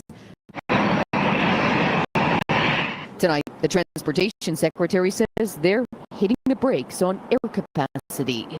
Well, I think it's going to lead to more cancellations. We're going to work with the airlines to scrambling, trying to figure out how they are going to do this in less than 48 hours. No state will feel the impact more than California. Air traffic, LAX, Ontario, San Diego, San Francisco, and Oakland. At LAX, delays have already started to light up, and passengers are making alternative plans. I haven't even booked since, so I figured, you know what, let me just avoid it and stay home and cancel that meeting. Now, 3 weeks out from what's historically the busiest travel day of the year, air traffic is already buckling under the pressure of the longest government shutdown ever. Today, people seem very tolerant. Give it a few weeks, give it the Thanksgiving holidays, we'll see how it looks. Frontier Airlines is saying tonight that passengers should perhaps look into buying backup tickets. United CEO says that passengers can get a full refund, even passengers with a basic economy ticket. But the CEO says long-haul international flights and flights between United hubs that will see these changes on our website, abc7.com. We're live at LAX tonight. Liz Nagy, ABC7 Eyewitness News. Okay, Liz, thank you. if you have flights planned or know someone who does, this will impact you. The FAA planning to reduce flights by 10% at 40 major airports. And we're not going to wait for a safety problem to truly manifest itself when the early indicators are telling us we can take action today to prevent, things from deteriorating. So think about this. The decision could cut Friday morning. Now, right now, we don't know which airports will be affected, but the FAA is saying that will be announced tomorrow. This all comes, of course, after Transportation Secretary Sean Duffy said earlier this week that the FAA will be forced to shut down the airspace in some areas if the shutdown continues into next week. Airlines for America, a trade association of the mandate, and will try to mitigate impact to passengers and shippers. And again, as we just said, we're going to find out tomorrow if any of the airports in our area will be on this list. Let's go to Air 7 and Chris Christie over Burbank Airport. Chris, this is all happening right before the big Thanksgiving Day holiday travel rush. Airspace will be affected, whether Burbank, as you can see here, we're over Burbank right now, possibly one of the airports that could be affected as early as Friday. It would be logistically very complicated for airlines to reconnect all of these flights within 48,500 flights nationwide. You're talking about 4,500 possible cancellations nationwide. Again, a lot of those flights resulting in connecting flights that must be canceled as well. And for hours, again, airlines are just finding out about this now and won't even know which airports will be affected until tomorrow. So realistically, they would only have about 24 hours to implement these cancellations. Again, all of this appears to be somewhat that isn't even being announced until tomorrow. So again, lots of pieces to fall into place. This is taking place at some point in the next several days, as soon as possibly Friday morning. So a lot to be determined here. Of course, we'll continue to keep you posted. Reporting live from Air 7, I'm Chris Christie, ABC 7 Eyewitness News. Chris, thank you. Of course, we will hear you on Eyewitness News and World News Tonight with David Muir. What are the 40 high-volume markets that they're going to cut 10% of air traffic to beginning Friday?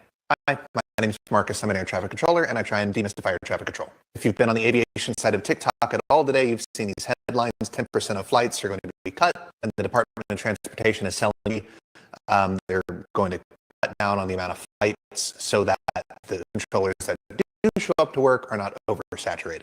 It's a noble intention, but what airports will be affected? In the United States, the National Airspace System, there's a thing called a Core 30, the Core 30 airports. The Core 30 airports basically are where a majority of airline operations fly into or out of. Their major hubs, their major distribution centers. And while the Department of Transportation hasn't said what airports will be affected by this 10% reduction in flights, I'm going to bet my paycheck that I'm getting right now, which is $0, that the Core 30 airports will be included plus 10 more.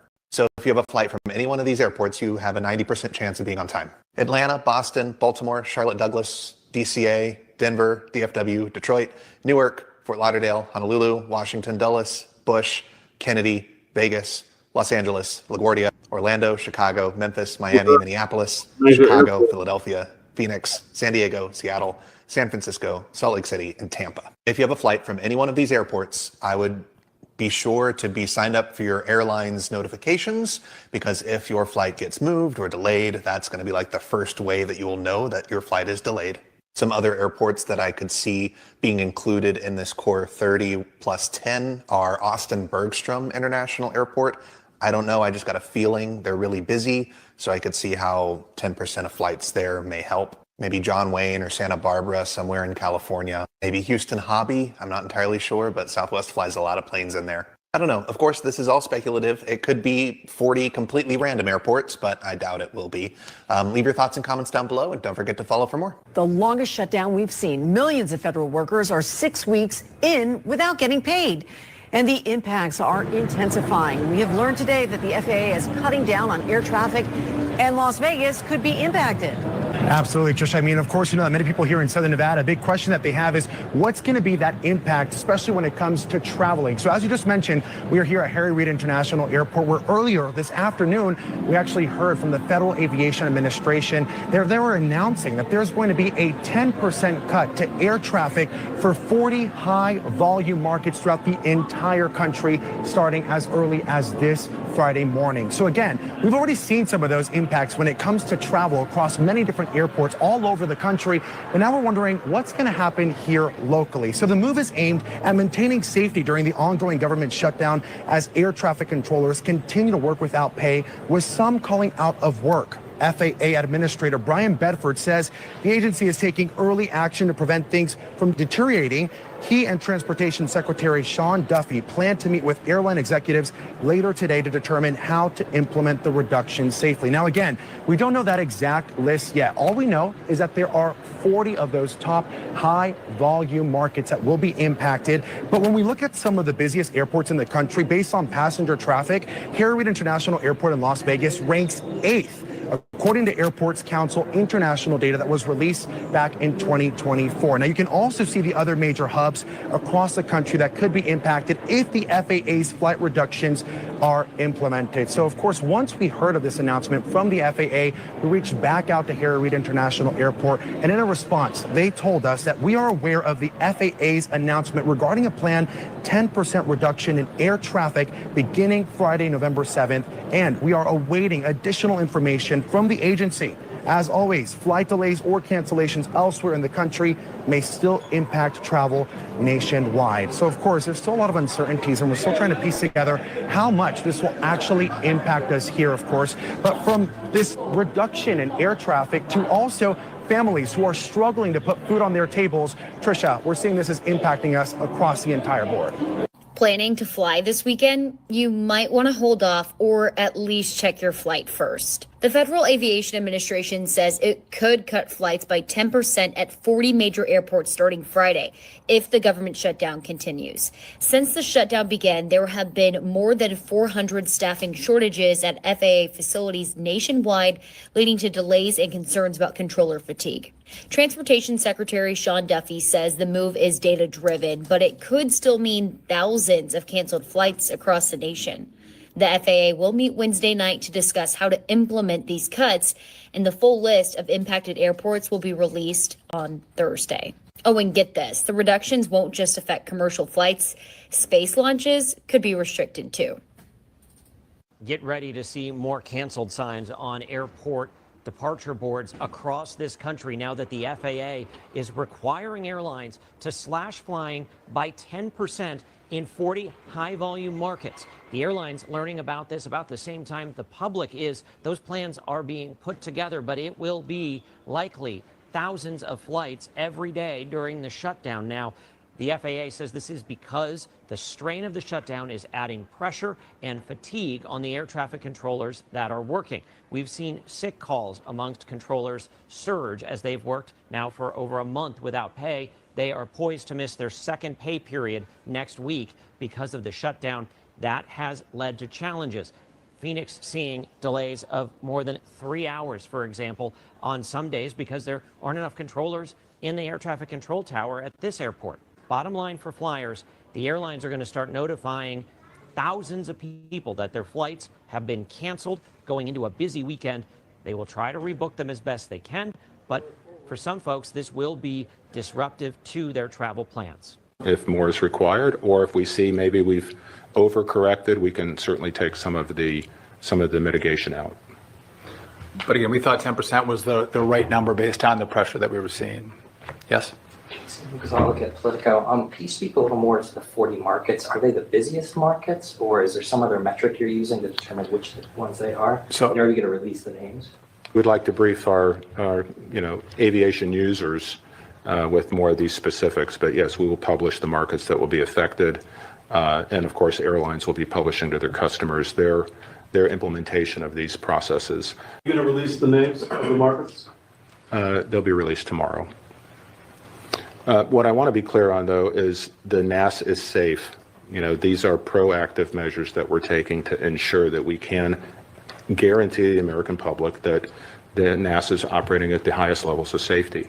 All right, listen up if you're flying this weekend. We will learn tomorrow morning the list of airports that will be impacted by that big announcement by the FAA today to pare down flights because of the government shutdown. SFO here likely on that list. The FAA says it will be cutting the number of flights in what it calls high traffic parts of the country starting Friday morning. That means a 10% reduction in capacity at 40 locations. SFO likely to fall into that category, according to a spokesperson here. Federal officials are pointing directly to what's happening with air traffic controllers, that they will have been working unpaid since October 1st. Some have resorted to calling out sick because they are taking on other jobs. It's now the carriers, those airliners, that will have to figure out how to make those reductions. We talked to an aviation expert tonight who says that could mean cutting the least profitable routes first and then slimming back on those multiple times a day routes. So think SFO to somewhere in Southern California like LAX. They might be cutting those back and then using a bigger plane. Airlines that we reached out to today say they are really trying to find a path forward, but are calling on the government to end this shutdown. Meantime, if you are flying out this weekend, here's some advice from an aviation expert. They say keep in touch with your carrier, if that means getting on their website or also getting their app, to get the most up-to-date information about your flight status. Good luck. Day 36 of the government shutdown. It's now the longest in U.S. history, and there is some breaking news. We are just learning that thousands of flights could be canceled starting on Friday. So basically what's happening is airports across the country are seeing major staffing shortages when it comes to air traffic controllers, TSA workers. So the FAA has made the decision to cut the number of flights by 10% at 40 major airports across the country. Now, 10% may not sound like a lot, but we're talking thousands of flights every single day in America. So what this means is that thousands of flights could be canceled, impacting hundreds of thousands of Americans who are gearing up to travel for not only Veterans Day, but the busy holiday season. So I asked the Transportation Secretary just how this is going to affect so many Americans at home, and here's what he told me. Will this mean practically for air travel? Is this going to lead to more flight delays, more cancellations? Well, I think it's going to lead to more cancellations. We're going to work with the airlines. And why are those air traffic controllers and FAA workers calling out sick? Well, they are working without pay. They have not gotten paid for 36 days. Just take a listen to what one FAA worker and union rep told me. We're petrified. We are concerned. You were already short-staffed. Correct. And how much worse has the shutdown made it? It's exponentially made it worse because we're exhausted now. And how much does that compromise air safety? That compromise goes up every single day. Heads up, if you've got a flight anywhere in the U.S. coming up. The FAA just announced that air traffic across 40 major U.S. airports will be reduced by 10% starting this Friday morning, November 7th. And this is all because of the government shutdown. At this point, air traffic controllers have been working unpaid since October 1st. And we've seen delays at airports across the country as some of them are calling out because they can no longer afford to come to work and not get paid. In some places, it's caused staffing shortages. And now the system is getting stretched so thin that the FAA says that they're going to have to slow things down before things get unsafe. Real quick, I'm Janelle Ford. I am a journalist based in Dallas. FAA Administrator Brian Bedford and Transportation Secretary Sean Duffy held a press conference today. They say they're meeting with airline execs to figure out which airports are going to be affected. We are supposed to get that full list tomorrow, which is Thursday, November 6th. But this move is going to impact thousands of flights nationwide. We're talking delays, cancellations, the works. So if you've got travel plans coming up, especially this weekend, double check your flight status now and constantly. This could get really chaotic really fast, and I'll post more updates as soon as that airport list drops.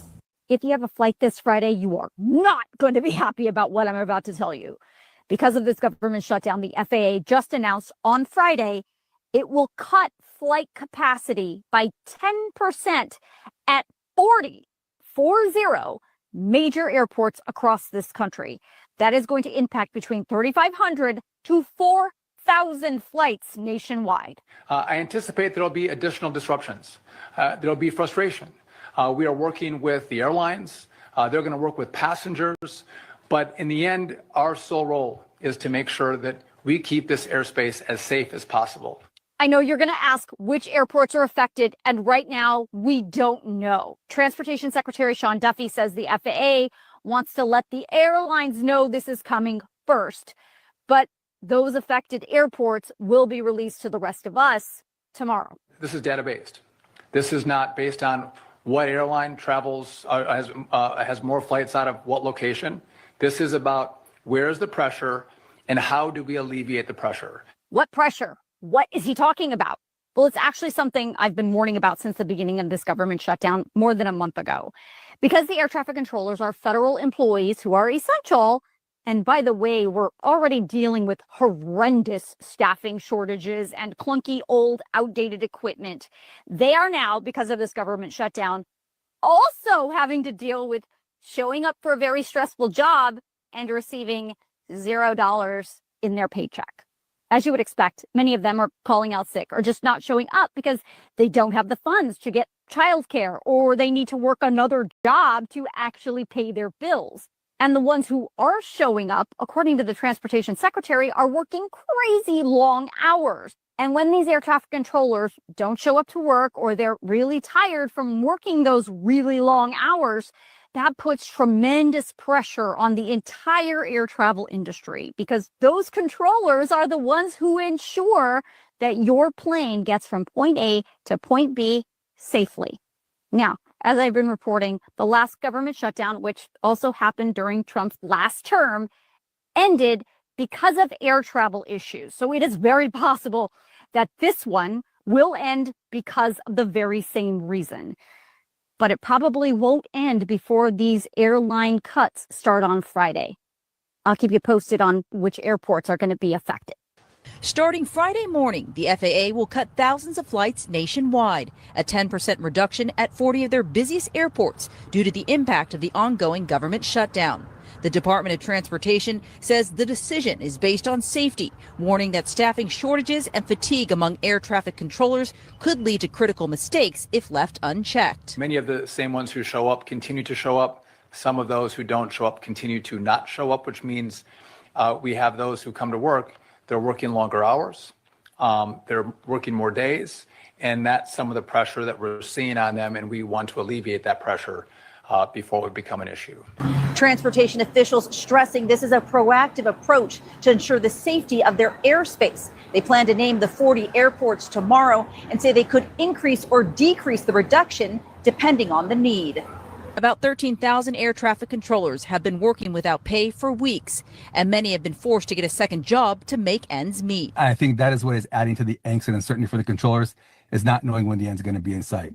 It's real easy to say you're going to miss one or two paychecks, you'll get that money back, you're going to be okay. But no one knows when their paychecks are going to come. Regional Vice President of the Western Pacific National Air Traffic Controllers Association, Joel Ortiz, says this reduction in flights will help ease the workload for the controllers who are still able to show up.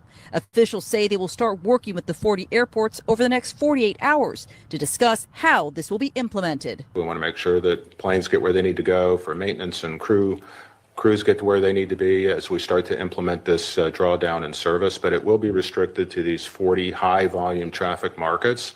We're going to ask the airlines to work with us collaboratively to reduce their schedules. And with no end in sight for the shutdown, some passengers are already canceling their holiday travel plans. My brother lives on the East Coast, and usually he does Thanksgiving, but I have vetoed and protested this year and will not make it happen, sadly. I tell you what, if you got half a brain, you better cancel these flights, because I don't think this is going to end, you know? And I was looking at an article this morning because the Republicans took a big beating in the last elections a few nights ago. One of the reasons why they lost is the government shutdown. So the Democrats are saying they are not coming to the negotiating table because they know the longer this goes on, the worse it is for the Republicans. All a political theater, right? Yeah. So y'all, please be careful out there. And I pray you and no one in your family got to travel by air anytime soon. Because look, at the end of the day, nobody wants to work for free. Nobody.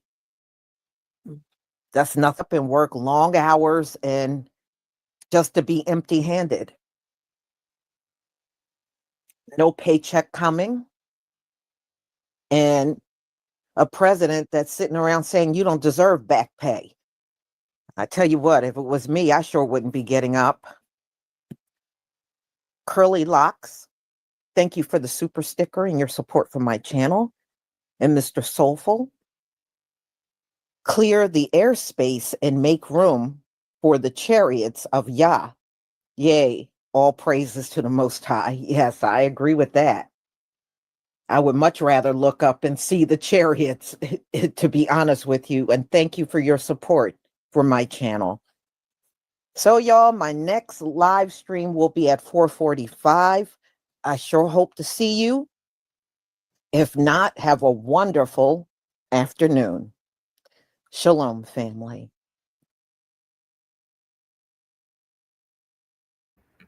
Shalom, Lisa. So yeah, this government shutdown is really starting to affect a lot of things, including the air traffic control. So we'll keep you updated on that.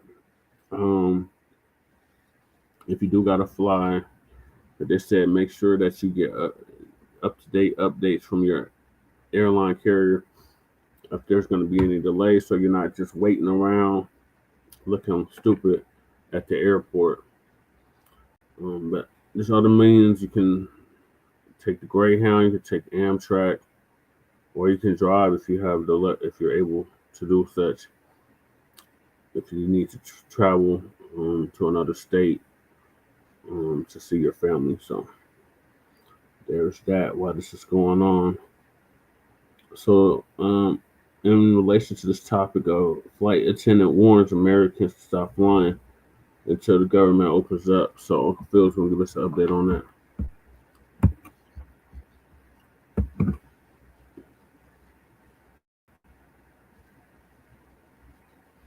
As we know, the government is shut down, and this shutdown has been affecting air travel. Now, many of you, especially coming up here in the next few weeks, many of you probably want to travel to go see friends and family for the holidays.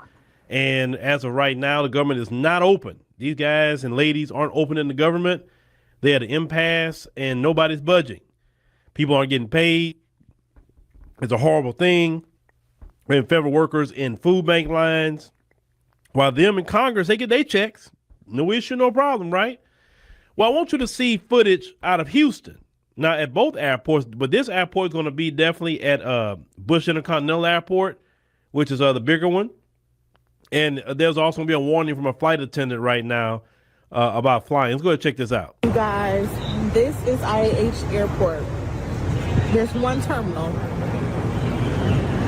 for most of the checkpoints. Look. The line starts all the way down there, and it's going all the way here.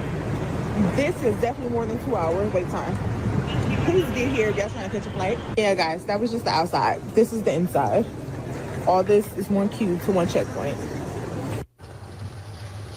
I am a flight attendant with a very major airline, and I need to tell you to stop flying. Everybody, these people are not getting paid. And you're just casually booking a trip to Pensacola, Florida, and all of this and that just to go hang out and frolic about. These people are not getting paid. The only way we can force them to get paid is if we stop flying. Get in their pockets. Like, seriously, in all seriousness. Guys, it's awful in Houston. The line is wrapped around the building 3 times. Because they don't have employees to work. We really got to sit down. Sit down somewhere, please.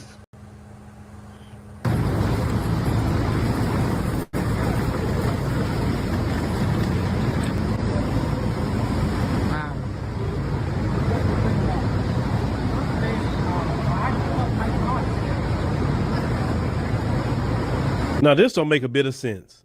I mean, seriously, it really don't. And really what the Democrats are asking for is nothing that they can't do. The Democrats are asking, say, hey, look, we reopen the government, just give us the subsidies for the health care. And I don't see a big deal with that because a lot of people use the Affordable Care Act and the subsidies is what is needed. But the Republicans are saying, no, we don't want to do that. Now, if they really cared about opening up for the country, they'll say, yeah, that's nothing to give in to. Yeah, let's go ahead and get this country back open. Let's get these people paid. Let's get our air traffic controllers paid. You know what I'm saying? So people can start flying again. And then, boy, if they eventually open up, boy, the airport's going to be so jam-packed. It's going to be crazy. It's going to be so crazy. So if you can prevent flying for right now, definitely here in the U.S., you can prevent it. Try to limit your flights if you can for right now. This flight attendants say, kind of chill your nerves a little bit until, this is, because you know how people are. You're not getting paid, and you're not going to get the best service. You're not going to get the best anything. And I get it, because who can work for free? I mean, they got bills. Who can put gas in their car? Who can put food in their stomach? You know what I'm saying? It is utterly ridiculous what's going on. I mean, this government shutdown, last time he was in office, they had one, but this one is just crazy. This one's crazy. And, the issue we got with Democrats and Republicans in this country, and that's why I hate the two-party cartel. You always hear me talk about the two-party cartel, is that they think about party and not country. They don't say, hey, we're all Americans, and we got to make sure America works. So you're literally watching the airports and all that stuff cripple. You're watching all the different things fall apart just to prove a point about a party. And if you're for Americans, it shouldn't bother you to give health care. It shouldn't bother you to give tax cuts. It shouldn't bother you to give whatever if you're just for Americans. That's the only thing I'm saying. Open the freaking government back up. Then y'all can go ahead and start debating all the other things you need to debate. But you can't just keep harming American citizens, because that's the thing. These senators, Congress people, they don't care about you. They get their money. The billionaire class, they don't care about you. They got theirs. When the people learn eventually to say, wait a minute, we all are different, but we all live in the same country and deal with the same issues. But unfortunately, especially with the folks, you really believe them people like you. And they convince you to say, hey, you're better than those blacks over there. No, you're not, because you're in the same position we're in. Actually, in some ways, you're worse. At least we understand what country we live in. We get it. But y'all really believe that you are equal to those people. And that's the thing. Republicans control the White House, the House, and the Senate. And everything is falling apart with them. Do you really think people are going to come out and vote for y'all? No. People is going to get up and go vote for the Democrats. That's going to happen. The Republicans, y'all doing all this. Y'all been doing way too much. You understand what I'm saying? The judge told Trump, hey, you need to give that money that's in SNAP to the people. And he ain't budged yet. He's like, I'll figure it out. Or whatever, right? It's not his money to hold on to. It's the money for the people, right? And like I said, he should just give the money up. And then if they squander it and they still shut down, I really hope they open this government back up, because that would be bad to be shut down during the holiday and with the travel, and you know how people are in this country. I mean, come on. I mean, that they doing too much. They need to open this country back up. I mean, military not getting paid, Border Patrol not getting paid. A lot of people not getting paid, man. And the whole world is watching this fiasco. The whole world is watching how dysfunctional America is. And for a long time, Black Americans told the world, we told everybody how dysfunctional they are. And have y'all noticed the moment we get out the way and let them do what they do, you see how crazy this country get in a short amount of time? These people are extremely dysfunctional. They can't figure nothing out between themselves to open the country back up and get everything back going normal again. And both of them like stuck in their ways. Like, well, I don't want to do it. So Trump's idea is, well, get rid of the filibuster where we can open it back up. But then some Republicans like, I don't know about that. And so that's where they at now, because he's griping about the filibuster. Because the filibuster is a Senate rule. It's not a law. Well, it's a long time ago I've been saying they should get rid of filibuster. That way, whatever party's in power, well, like they say, elections have consequences, right? And they can just run the table on whatever. If Democrats get in office, they can run the table. If there's no filibuster, I think the filibuster is the issue is holding up progress in this country. every time you look up, it's something with the filibuster in the Senate. So I wouldn't have an issue with the Republicans getting rid of it. But we'll see what happens. But it's ridiculous. I mean, oh God, and I hate standing in lines like that long. And like I said, I've been to the airport for it to be that busy. That's crazy. That is so crazy. But let me know what y'all think about this. Like I said, these people are crazy. They need to open this government back up. I mean, for real. But because and with these people back pay, they're gonna pay on their back pay. Because Trump run over the mouth talking about he wasn't gonna pay nobody. But no, them people need their money because they're gonna be in the poor house.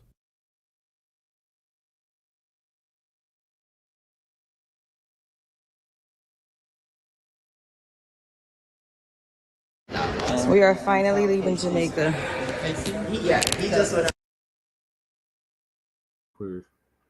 Yeah, Uncle Phil is right. They need to pay them people that money. And like the sister was saying, if you can avoid going to the airport, avoid it. And yeah, they're gambling on people's lives with this government shutdown. Like, this is ridiculous. So we'll keep y'all updated on this. So in other news, the Jamaicans who was blaming FBAs for the hurricane destroying Jamaica are now forced to apologize to FBA Americans after falsely accusing them of this. So our brother Street TV Media is going to give us an update on that.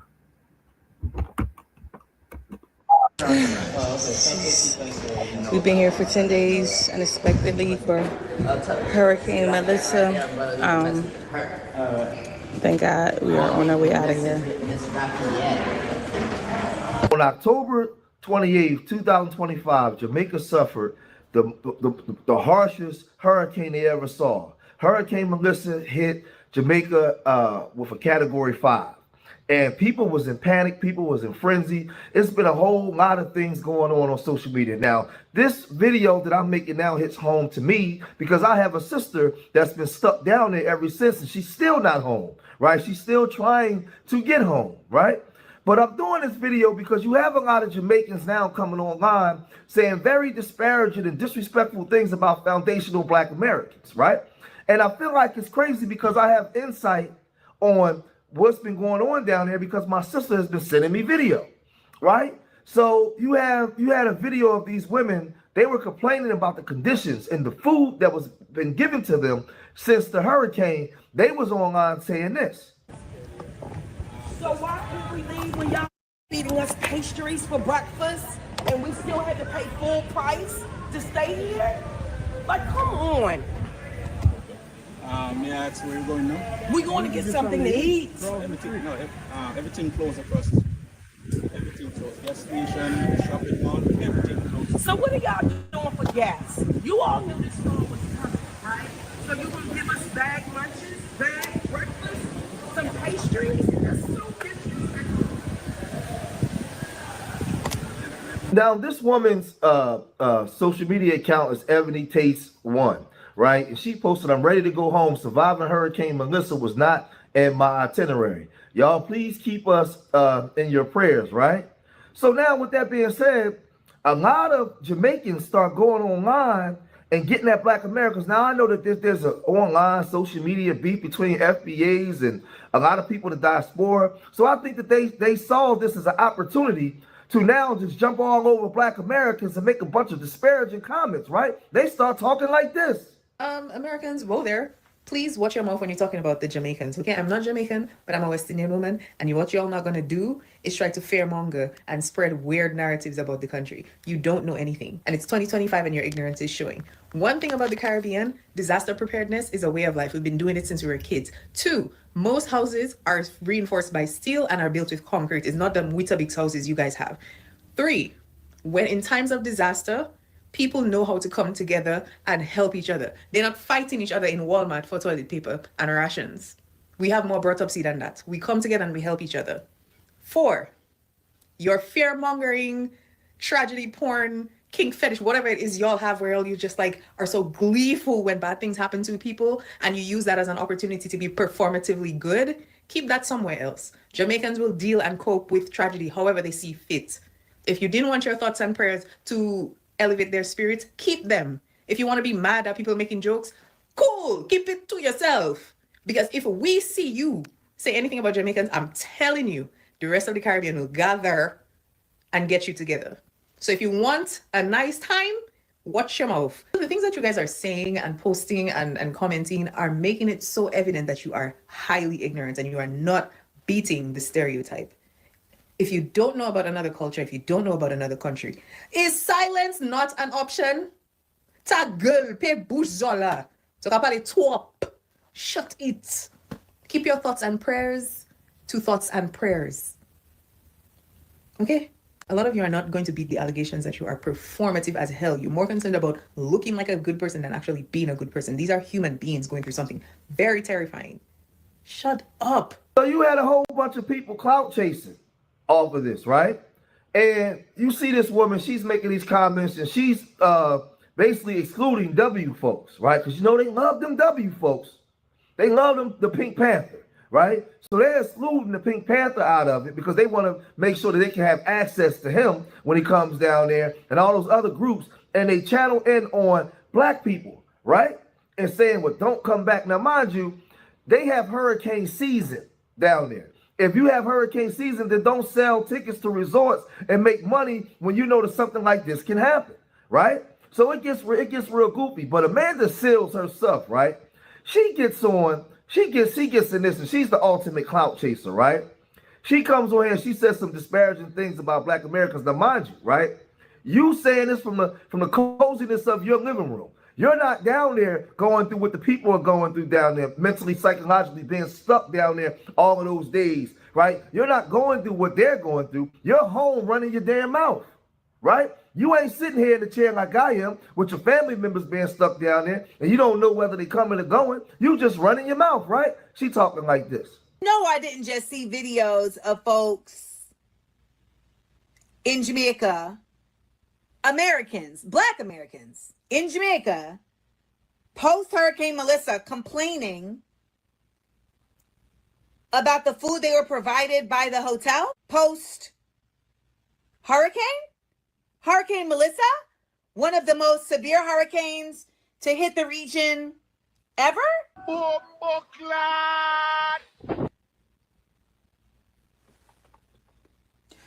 No, you know what? I couldn't have seen that. Cause that would be utterly insane. Disgraceful and ungrateful. As somebody who has actually been in the Caribbean at a hotel during a hurricane, I was in Hurricane Beryl while at Mount Cinnamon Hotel in Grenada last year. I need to remind some of you that these people are literally with your instead of with their families during severe weather event that could affect and impact their lives and their livelihood. And you're talking about what? They're literally there putting together meals with whatever they have to get to you. I remember that folks at Mount Cinnamon was coming through while the wind was moving and crazy and everything, making sure that we had something to eat. Oh, you're damn rude. I had heard that this was happening and I just assumed it was white folks. I just was like, yeah, that tracks. And this is why we continue to have dissension amongst the diaspora. Because so often folks go other places and act a mess. And there's a version of this that is done by African folks. There's a version of this that is done by Caribbean folks. And there's a version of this that is done by American folks. And everybody needs to stop showing up in other places. Now I understand and see why Amanda Seals was kicked out the whip. And she's on there complaining all the time that a lot of those Democratic women don't want her around, right? Because she's a clout chaser. Right now, there was a Jamaican woman that saw this. And she started calling out the Jamaicans for their hypocrisy. She see the play. And she's a Jamaican. And she says she's sick and tired of it. Right? She got online and really started getting at Jamaicans by saying this. Jamaicans come to the forefront. Now, I'm going to start by saying my uncle, my brother, and my stepdad is Jamaican. But I really don't like how Jamaicans been disrespecting Americans for the last few days over something that a lady from Bermuda said. It really is just giving that some Jamaicans just been waiting for a reason to bash Black America, and I'm not liking that. As far as I can see, Black Americans have always loved and supported Jamaicans.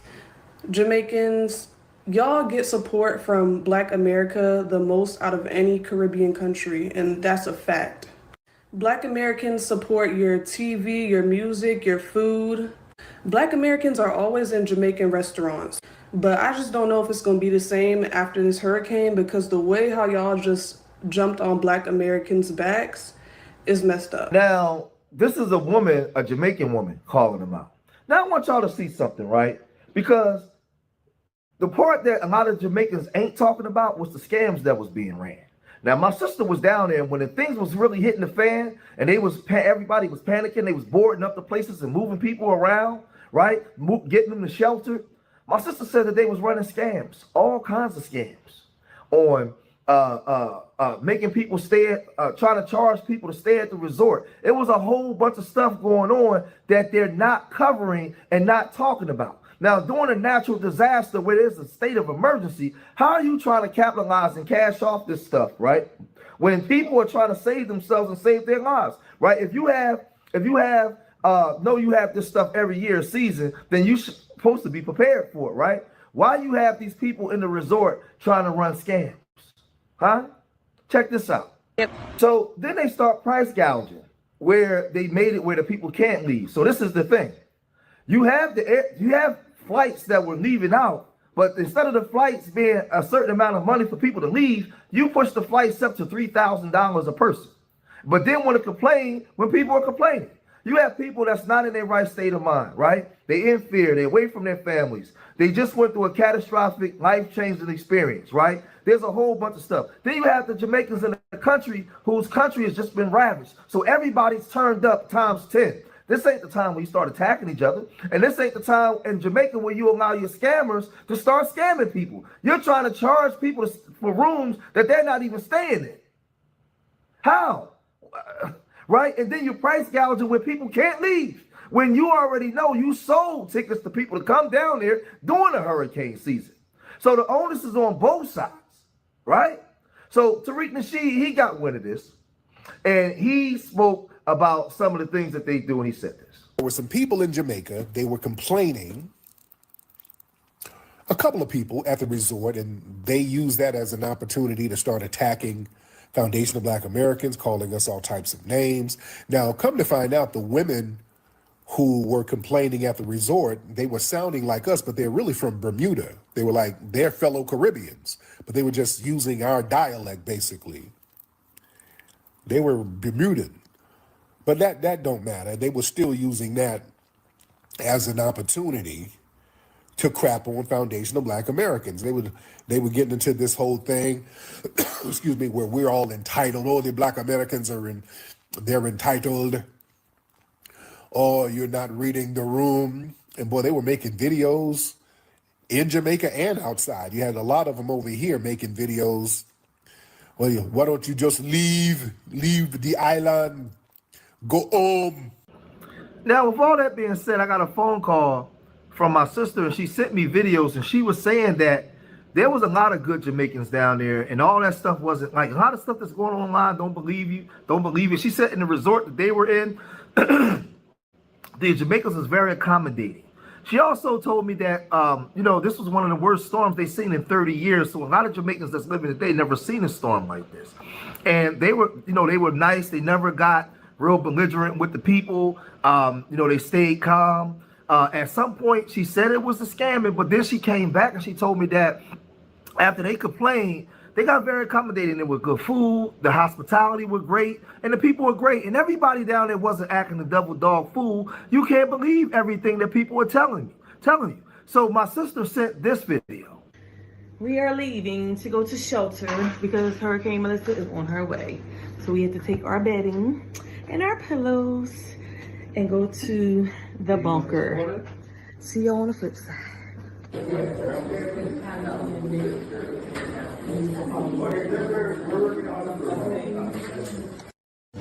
We're stuck in a cave. Thanks to the staff at Ocean Bay for feeding us hot food and not cold packs. Chicken or fish, it smells like curry.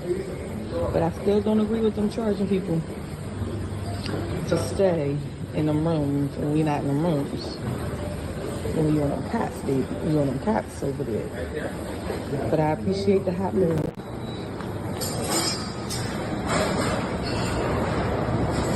I just want to thank all the staff at Ocean Bay who've been working tirelessly around the clock to make sure that we eat good.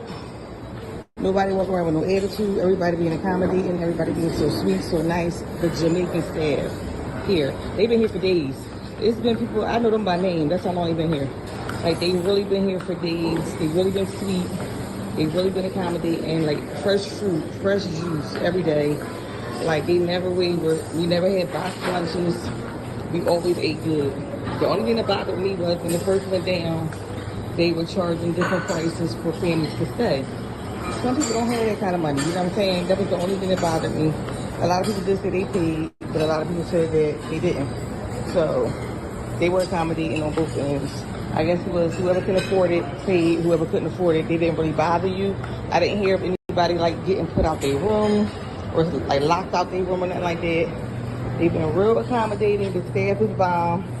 This is our 6th time at this resort. This is the resort we choose to come to. Every time? Every time. Because y'all are so... Look at this man. This man probably been here all for the past 10 days. Working non-stop while his family home. A lot of people I talk to, they got smiles on their face, but when I talk to them, they tell me my house don't have no roof on it. You know what I'm saying? But they here. They here with us. And look how we eat. Y'all only eat this good at home. And I'm about to go ahead and get me a fresh omelet made by the sister. Because this is what they've been doing. You got all kind of toppings. You got all kind of everything you can put on it. They wake up every day with a smile on their face, even though their home has been destroyed.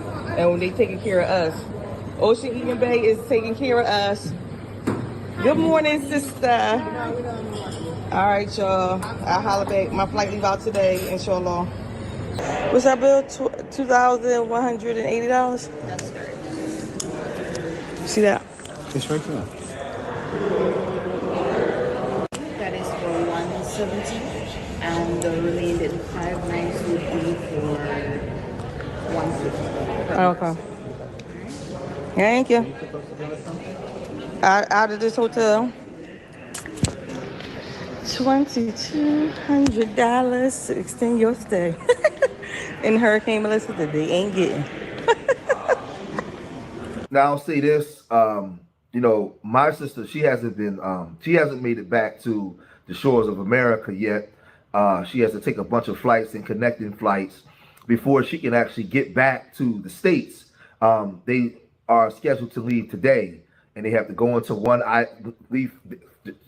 Jamaica, go to one island, then to Miami. From Miami, they have to come back to Philadelphia. So it's going to take them some time to get back home. But this ordeal, this situation has been catastrophic and traumatic for everybody. Not Jamaicans down there. Like I said, you know, we pray for the suffering and for the healing of the country of Jamaica and what the people have been through down there. I'm not going to let a few Jamaicans that talk trash and just take a crap on the whole country of people. I don't get down like that, because I know a lot of good Jamaican people. I know a lot of good Jamaicans in Jamaica. And just beyond that, I'm a man of God. They're in suffering down there. So I'm not, just because they said something bad about us, don't mean I'm gonna say something back bad about them like that. So we pray for a speedy recovery for the people down there. My condolences go out to those that lost their lives down there. But during this situation, it was a very chaotic situation for everybody. I couldn't imagine being boarded into a resort where you went down there to have a good time, and now you have almost 200-mile-an-hour winds banging on the door, and you don't know if you're going to make it through there. You see, you have people voicing their opinions from the coziness of their living room. You didn't go through that experience, so you can't speak for the psyche or the mindset of the people while they're going through it at that time. right? And I would just say to the Jamaican people that's online talking trash, talk about the scamming that was being done down there at the time to people that was already turned up and people that's already afraid for their lives, and y'all coming in running scams. Talk about that part. Let's just cover the whole basis of it, right? And stop attacking each other. But I'm gonna cut this video short here. If you made it this far in the video, hit that like button, subscribe to Street Media TV. Leave your comments in the comment section. Let me know what you guys think. Remember, I love y'all. Until the next time. Peace.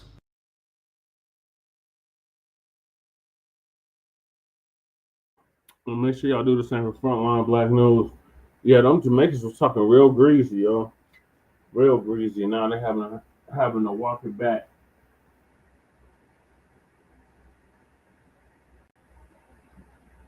Yeah, they went through a disaster. One of the biggest we've ever seen. And I've been following weather for a very long time. And I ain't seen nothing like this at least in 30 years. Well, since Gilbert, over 32 years. Right? Probably longer than that, 36 years. I ain't seen nothing like this. So, I can understand that part of it. But these people, they didn't have no remorse for Hurricane Katrina. When foundational Black Americans have to deal with that, and the countless other hurricanes that have hit the country over the last 30 plus years. So yeah, they're all greasy, and now they're having to walk that stuff back. I don't really have no pity for them. I mean, disasters are horrible, but these damn other groups got to learn to stop talking greasy about FBA. We're literally the only ones that's been looking out for them, and now we don't have to look out for them. So moving along, we got Don't Fuck It Up, Eric Adams' last words to Mamdani in New York City. Not probably the last topic. I went an hour over.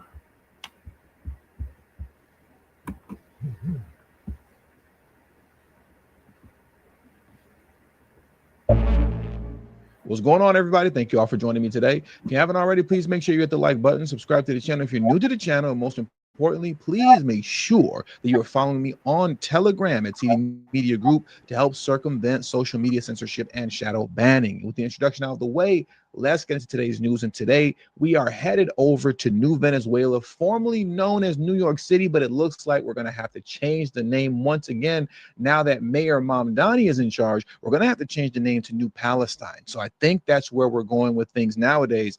And we're headed to New Palestine for the obvious reasons that Mamdani won. But what I wanted to get into today is a couple of things surrounding his victory, as well as Mayor Eric Adams' parting statement, which I found very humorous, and I think you all will find as well. But before we do that, I want to head on over to Minneapolis because, you know, in the midst of all of the victories that occurred yesterday, the only person who lost was this man right here, Omar Fattah. We all know our man Omar Fattah right here, the socialist out of Minneapolis. He lost to the incumbent, but not by much, in my opinion, not by much at all. And I want to get into that very quickly. You know, this guy, he had a lot of momentum behind him, and he's not going away anytime soon as far as these Democrat socialists are concerned. Look at this here. Jacob Frey, not Jacob Fry, but Jacob Frey received 50% of the vote to Omar Fattah's 44%. Some people will call that a blowout. To me, that is not a blowout at all. That is very, very close. As far as, you know, Omar is concerned, if Jacob doesn't run for election next go around, it's basically going to be Omar Fattah. There's a Democrat socialist that's going to be running the city of Minneapolis. But in Minneapolis, which is interesting, I just found out, they don't have term limits on how many times you can run for mayor. So we'll see how long Jacob holds on and if Omar is able to catch up. But like I said, I don't think this guy's going anywhere anytime soon. He had a lot of momentum behind him with Mamdani winning in New York. I think that's only going to add more fuel to Omar's fire concerning Democrat socialists and the movement that they have going on, particularly here in Minneapolis. But for now, He took the L, and he's going to have to sit on that. But now let's head on back over to New Palestine, because I want to take a moment to play this quick clip of Eric Adams, Mayor Adams, and essentially his parting words to New Yorkers and his advice to Zoran Mamdani. Okay, so let's get into that clip next. So it's been a great, it's been a great 4 years, and no matter, my vote is clearly for Governor Cuomo. We can't go backwards. We can't legalize prostitution. We can't tax people based on their ethnicity. We can't defund our police department. We cannot go after small businesses. And, you know, hey, this city is not a socialist city. This is in capitalism, where you come here as a dishwasher, and one day you can become the mayor if you work hard enough. And we can't lie to New Yorkers and act like we're going to freeze their rent, and then NYCHA residents going to learn that you can't freeze their rent. You can't freeze the rent of Mitchell Lammers. You can't freeze the rent of market rate. And we have to move forward. And we can't allow not only the lack of experience, that's the least of our concerns. The most important part of it is that we can't hurt the city. We cannot go backwards. And so whomever is the mayor, they need to continue the legacy and the success, public safety, housing, you name it, we did it. And whoever's the mayor needs to continue to do that. And so the only message I can give to New York is, as I go to the next leg of my journey, I'm leaving you a good city. Don't f it up. So if you have one or two questions before I bounce, this is my last time bouncing. Don't F it up, Mamdani. Don't F it up. You guys let me know in the comment section, for those of you who are actually living in New York, how was Eric Adams as a mayor? I was highly critical of him early on when he first came in, but as common sense started to settle in to Eric Adams, and he really took it upon himself to take to task the Biden administration for the creation of the migrant crisis, I grew to, like the guy. I grew to like the guy. But then again, I don't live in New York. I live in Los Angeles. So, I could like him for having common sense concerning, illegal immigration and mass deportation, and his willingness to work with the Trump administration and Tom Homan. But as far as him being a mayor overall, you guys let me know in the comment section. If you live in New York, how was he as a mayor? Let me know, because as of this point moving forward, this is the last that you're going to see of this guy. And now you have to deal with who people call Comrade Zoran Mamdani. Comrade Mamdani, because he's mayor now.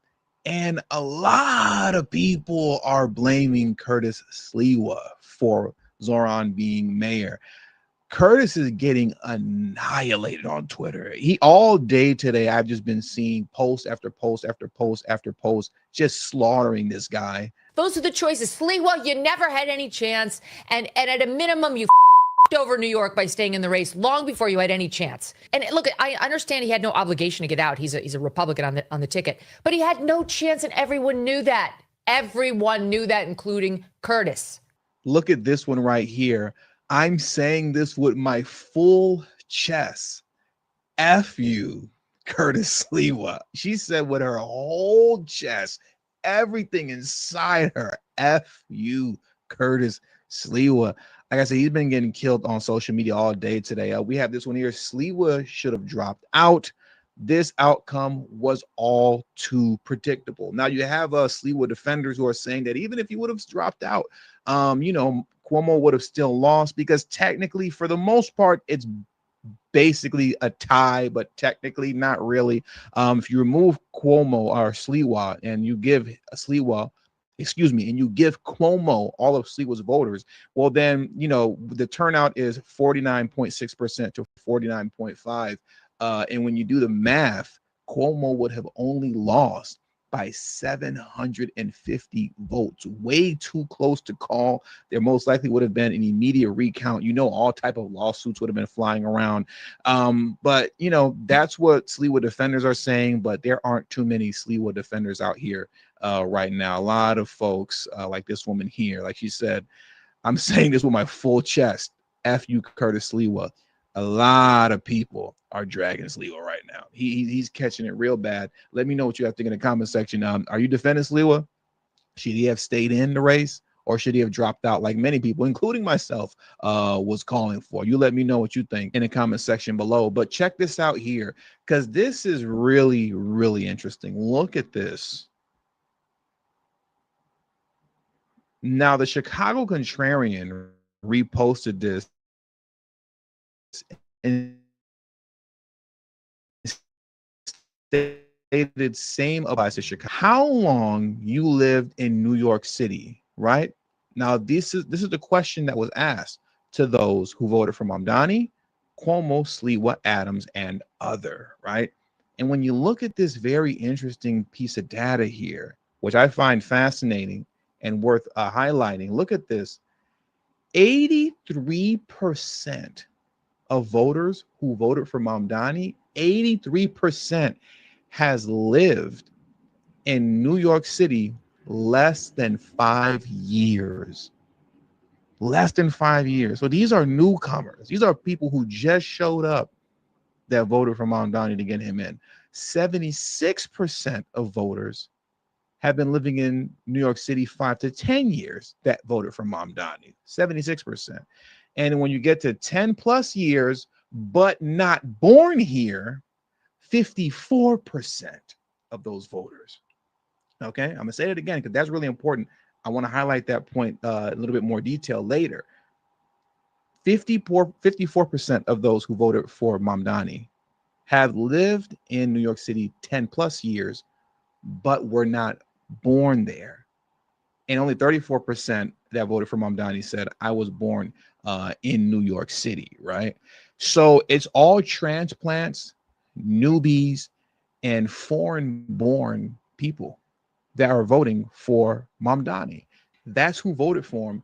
And those are the people that he thanked, not New Yorkers, not American citizens. He thanked all the foreign-born voters for getting him into office. I'm going to play that clip for you next. But what I want to play first is a clip from Ron DeSantis, who spoke on this victory, and he made a few points that were really good that I want to take a moment to highlight after you hear them. So let's get into what Ron DeSantis, governor of Florida, had to say first. Then we'll get into Mamdani's disrespect of Americans already out the gate. You know, I'm talking about a math problem in New York City, New York State. And, you know, for example, in the last 3 years, nearly 250,000 people left the state of New Jersey. That is a math problem. And I mean this sincerely. I wanted Mamdani to lose for my friends that remain in New York. I wanted Chitterelli to win. I don't know if you know this, but I went up and I did a town hall. Polls showed that he had a shot. I wanted to give him an opportunity to make his case. But math does not lie. Losing 250,000 residents in the last 3 years from his last election, that is an overwhelming number. Can you explain to the country exactly how profound mass migration has been out of states like New York and New Jersey and Illinois and even California, and what a positive impact it's having on states like Florida, Texas, the Carolinas, Tennessee?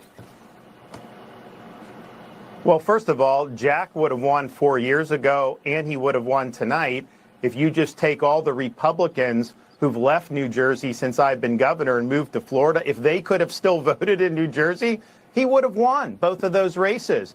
Same thing with New York City. Maybe not a Republican, but, you know, Giuliani would not be able to win with this electorate the way it is now. Because what happens, Sean, is a leftist politician gets in, whether it's destroying a state like California, Illinois, New York, whether it's a city like New York City or Chicago. And the people that it tends to drive off are the center-right voters. And so when they leave, the resulting electorate is actually more liberal. That's how you go from Lori Lightfoot to Brandon Johnson in Chicago, which is digging the hole deeper. That's why you've gone from 8 years at de Blasio, now leapfrogging here 4, to have Mamdani, who's even going to be worse. Now, what he's talking about here is something that I've discussed quite a few times, you know, as it pertains to the inmates running the asylum.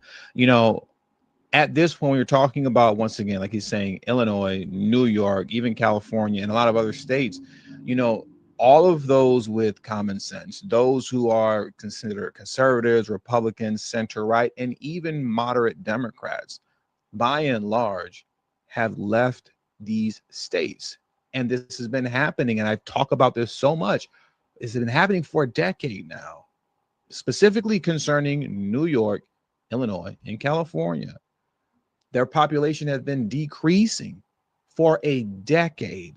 These are people operating with common sense that are saying, hey, man, we're out of here. We got to go because these states, it's getting too much. Things are going too far. It's not livable anymore.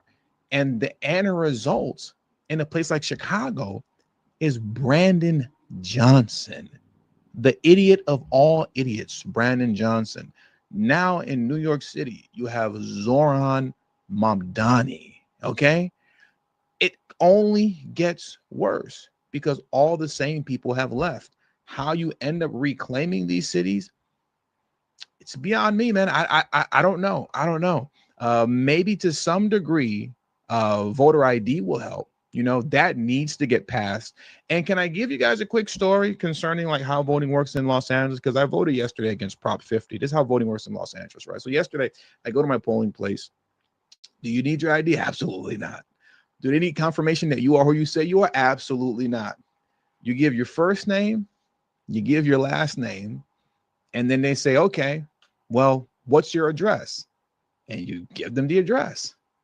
They turn the little tablet around and say, okay, so this information is correct. That's, you know, everything you see here, that's you. And I go, yeah, that's me. Would you like to see my ID? It's not necessary. As long as you say it's you, it's you. Here's your ballot. You can go vote. That's how easy it is. Anybody could have walked in and said, you could have been a white man. You could have been an Asian. You could have been Hispanic. You could have been from Mars and said, my name is TD and I live at this address. And they would have just said, all right, well, just confirm that it's you by hitting confirm. And you would have hit confirm and you could have voted for me. That is mind blowing. I kid you not. That's how it works here. That's how it works here. And that's how it worked yesterday, right? So maybe voter ID is the key, you know, for states like this, you know, maybe it is because when you have the newest mayor of New York City, Mamdani, thanking only foreign-born voters and not the American citizens that voted for him also, that says a lot. And it says and shows you where his loyalty lies and who he's going to be fighting for and who he stands with. And I want to play that clip for you next.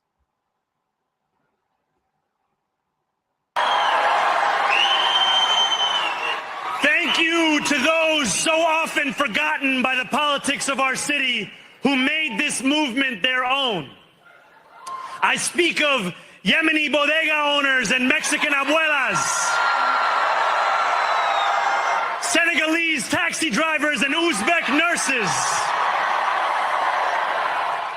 Trinidadian line cooks and Ethiopian aunties.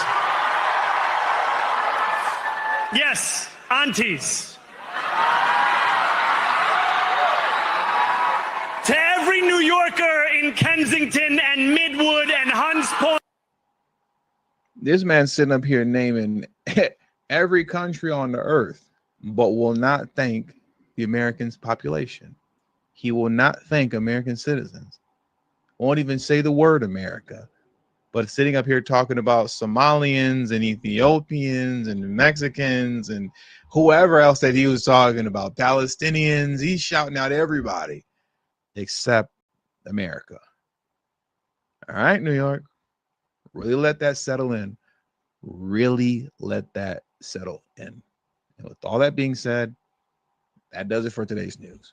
Please hit the like button on your way out. Subscribe to the channel if you're new to the channel. Share this video on your social media platforms. And please do not forget to follow me on Telegram at TD Media Group.